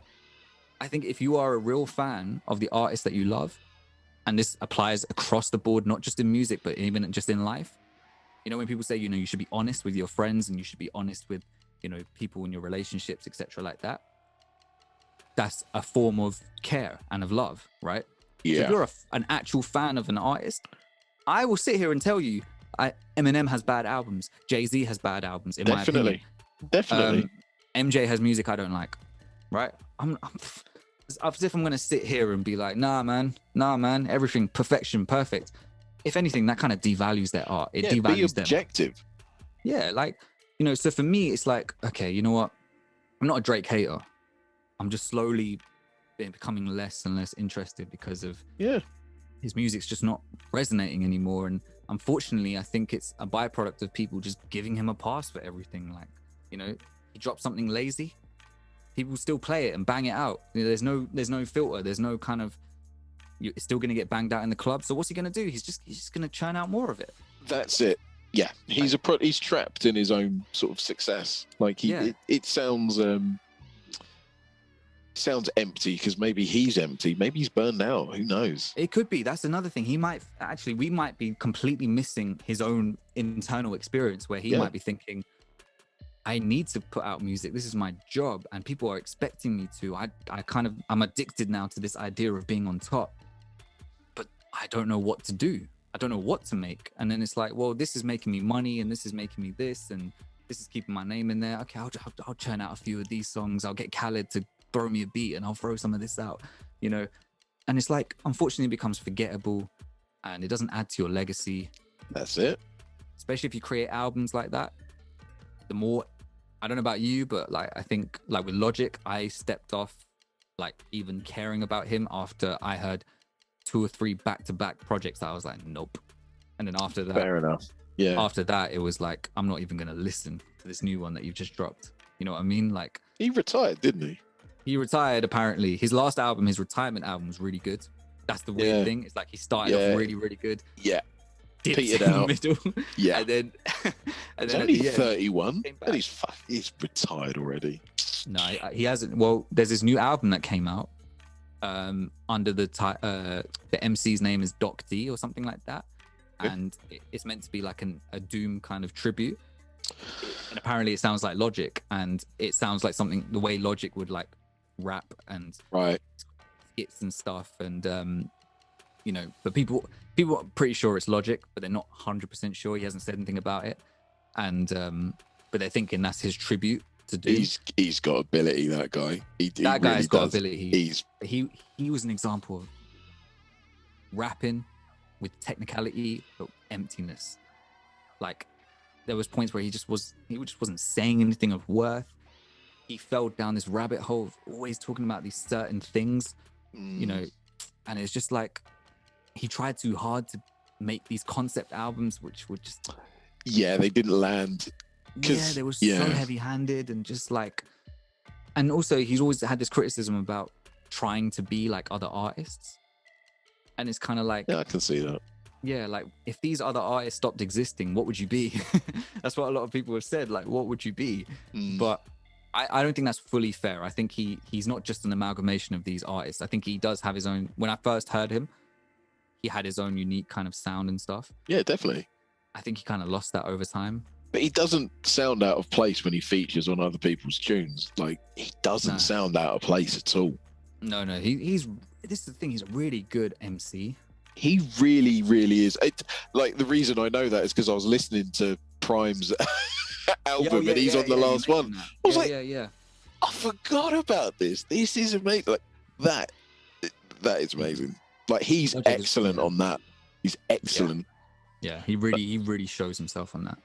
Yeah, and he's in this steamed company as well. That like I would be genuinely, I would be nervous to make these guys a cup of coffee. I'll make a mean cup of coffee. I would be shook. Like, do you know what I mean? Logic has a song with Eminem. You know. Yeah. And Logic does his best on that. I think. I think he does that because that album that song was on. I've not listened to it, but I've heard that it's really, really bad. And I feel really bad saying this because I like Logic as a person. Based on what I know about him. Yeah. And I was rooting for him in the beginning, but apparently, that album was really, really bad. But that was like one of the kind of standout songs. Eminem just kills that fucking shit. It's like effortless for him, right? But back to Drake. Yeah, I'm hoping. I always wonder in the future whether it will be like I'll be sitting there with my kids and my family or whatever, and I'll see Drake come up on TV and be like, oh shit, yeah, do you remember when do you remember Drake? Yeah, he was like this guy, he dominated for all these years, right? I wonder whether he'll be that or it'll be in the future people will still be talking about Drake. Do you know what I mean? Like in his impact. I wonder which one it will be, because at the moment we might think this guy, he's gonna go down in history. Yeah, of course he is. He's solidified that already, right? He is. He's gonna be the biggest artist, biggest hip hop artist probably of all time, right? At this point. Just based on pure kind of dominance and relevance and all that sort of stuff, regardless of whether you like his music or not, objectively, he's going to be that. like he's permeated everywhere, and It's true. He's still classified as hip hop, you know. But again, doesn't mean that he's necessarily putting out the best stuff right now. But you know, I wonder. Before I used to wonder, okay, is he going to be someone who dominated for 10 years and then jumped off the radar? And we're like, oh shit, do you remember those like 10, 20 years when, you know, Drake was just the guy and what happened to him? Or is it going to be like, you know, oh yeah, Drake, you know, we still see him do these endorsement deals and he does this. He doesn't make music anymore, but he's still there. He's still there in the, like Will Smith, he's still kind of there. He's not making music, but he's making movies. He's making movies. I mean, he did start out as an actor. He's a really good actor, and he's got really good like comedic timing as well. Like he's done skits and stuff and sketches. Come on, yeah. He's really good at that. To be honest, Will Smith is Wait, are we talking about Will Smith? I'm talking about sorry, Drake. you were talking about Drake. Yeah, because he started out as an actor. Drake, you've got to give him. Yeah, I've seen him on like Saturday Night Live and stuff like that, and he's you can tell. That's why it's so effortless for him, because he's actually, people forget he started as an actor. So when he does it in his music videos and stuff, that's one thing you can always notice that, wow, okay, this is like seamless, legit, effortless. Yeah, because he actually knows how to do it. Yeah, you cool. have to give him his respect where his respect is due, David. Yeah, right? I forgot that he was an actor. It's just that, you know, maybe he's trying to do too many things. Then, you know, just concentrate on your music or jack it in, do us all a favor and become an actor. I can see Drake turning into just a full-time actor at some which point. Be fine. Yeah, do it. Like, that'd be great. Do it sooner rather than later, please. For me, I want to see what he comes up with next, and I'm hoping that he doesn't devalue his legacy by just phoning it in. Because I know people will just bounce on it because it's Drake all the time, whatever. I don't think that's healthy though. I don't think that's good for him as an artist. Like, I don't want to be feeling empty when I hear your songs and be like, man, I used to get excited when you dropped. And now it's like, I really want this to be good. But the last couple of albums, I've just left feeling like, man, this was a big moment. Drake dropped an album. That's a big moment. Everyone's on Twitter. Everyone's united, like as a community, like, wow, Drake just dropped an album. And if you're just kind of at the end of it, you're like, I can't even, what the fuck was, like, you're just empty. You wanted something from that and you got nothing. I don't want more of that. That's the thing, man. Like when you're onto a good album where you listen to, say, the first two tunes, and you're like, I can't go on anymore. I must rewind and pull it up. Yeah, like, immediately. You know. Husk and Leather from Nothing Was the Same was that for me. The way he flipped that Whitney Houston sample 3 different times to make basically 3 beats. It was the same sample. He flipped it, made basically 3 different beats in that one song. That's an incredible opening song, and that showed his MC chops. Yeah, like, he killed that shit, man. Yeah, I want more of that, you know? Yeah. I just don't want him to devalue his legacy. Just drop singles if you want to, like, or something, but drop like good ones. I don't know, like, I can't even remember Popstar, that song with Khaled. I remember Grease because you don't sound like you on that. You're singing, but you sound like The Weeknd. You've changed your tone of voice. It's interesting. Even then, I'm not banging that out. Like, this is the thing. It's not the same as it was before. Nothing is the same as it was before. Nah. No, he's not the Drake I remember.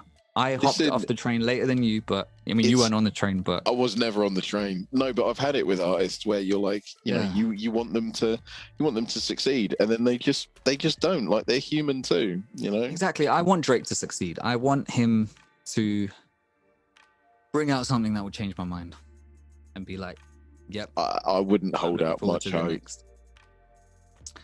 Okay. On that note. Yeah. No, go on. Say what you're gonna say. No, man. I just wouldn't hold up much hope. That was all. I was gonna repeat what I said. I'm gonna stay optimistic. Cool. It's a waste of your time. No. This album. I'm kidding. If this album bombs, in my opinion, or if it it doesn't, it leaves me with that empty feeling, and I'm like, man. And then I might officially be off the Drake train after that. Fair play, man. Fair play. So I'm holding out hope because I'm a Drake fan, regardless of what some people might say, you know. Listen, you like what you like. Do you know what I mean? Like, people used to say to me back in the day, oh, I don't know, you like Limp Bizkit. They're so commercial. Well, yeah, but they make bangers. So yeah, it's like, I like them. I like them. I really do. So I That's can't like help me with it. Drake sometimes when people tell me like, Oh, it's Drake, commercial, he's man. commercial. I don't give a fuck. MJ was commercial. Yeah. Jay-Z's commercial. Eminem's like mainstream as well. I don't care. If I like him, I like him. Like, that's it. Yeah. it is, man. And so like that's the thing. That's the difference. You know, it's fine. It's cool. Yeah. No judgment there. But as Drake as an artist, I don't want his legacy to be devalued. Well, fair enough. I want him to come out with something good. I think he's deep in the game enough. He's all right. Legacy will be all right. Okay. The thing is, one thing I will say about legacy is that, like, you know, like the Beatles wanted to live forever, and like, you know, people thought that they were the most important band of all time. But I remember when Paul McCartney was in a song with, oh my gosh, who was the rapper? Kanye West. Was it Kanye? Was it Kanye and Rihanna? Oh, whoever. So Paul McCartney did a tune like how many years ago, and then I remember looking at like the YouTube vid, and underneath was, who's this old guy with Kanye? Yeah. Who's this? And it's like, it's already like you're already being forgotten in your lifetime, even though you were once on top of the world. So that's what I mean. It can be like that for Drake. He might seem like the most important thing now. Yeah, and that's the thing. It could become just, it was only for this time period, you know? That's it. Yeah. You were part of the zeitgeist, and then you disappeared into nothing. And that's the thing, you know, this thing where you're saying, oh, will I be a legend? Like, yeah, for a time, but then nothing's forever, unfortunately. And it's unfortunate that if he died at that time, then yeah, you would be a legend in the same way that we kind of idolize people who have died too early, because we don't know how it would have good they would have been. And yeah, but even we actually also don't know their potential decline. We could be having this conversation about Tupac and Biggie. We could have been like, man, they were nothing like they were before. Yeah, that's true. That's true. You know? And that's the thing, like there are very few artists that can do it. Like there's a band that I follow that I've been a fan of, like they're the Deftones. They've been going since I think 92, right? Yeah. And somehow since that they've been going over 30 years.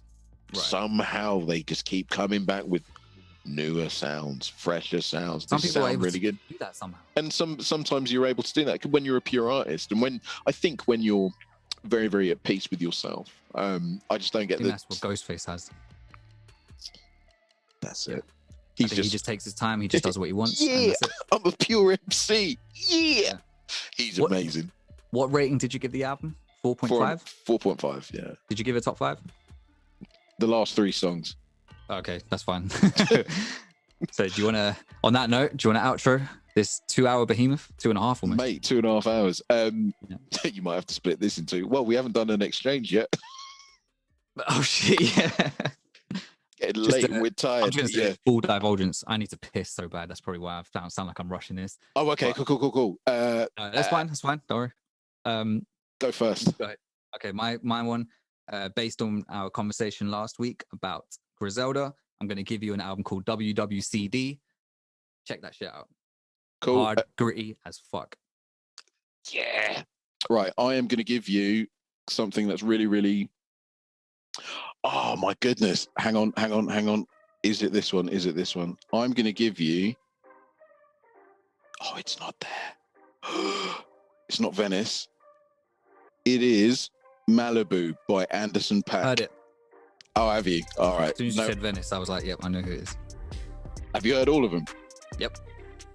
Even unreleased? Yep. Wait. Unreleased? What the hell's that? Yeah, I know. It's got a song called Aim, Shoot, Reload on it. Oh, mate, it's amazing. Okay, fine. Then you are going to get 4 Hero.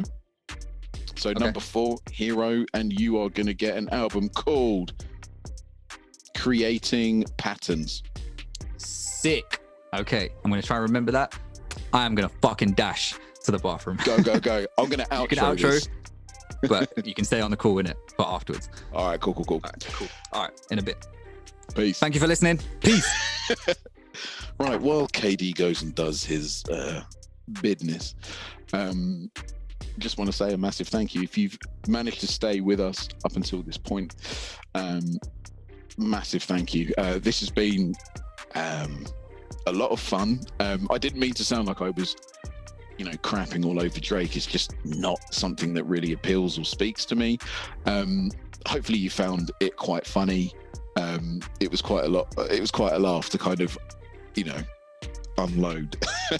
But yeah, anyway, we will be back next week with another exchange. So thank you so much. And we are, you know, going to be responding to any comments and any feedback that you guys may have. Yeah. So thank you very much and peace out.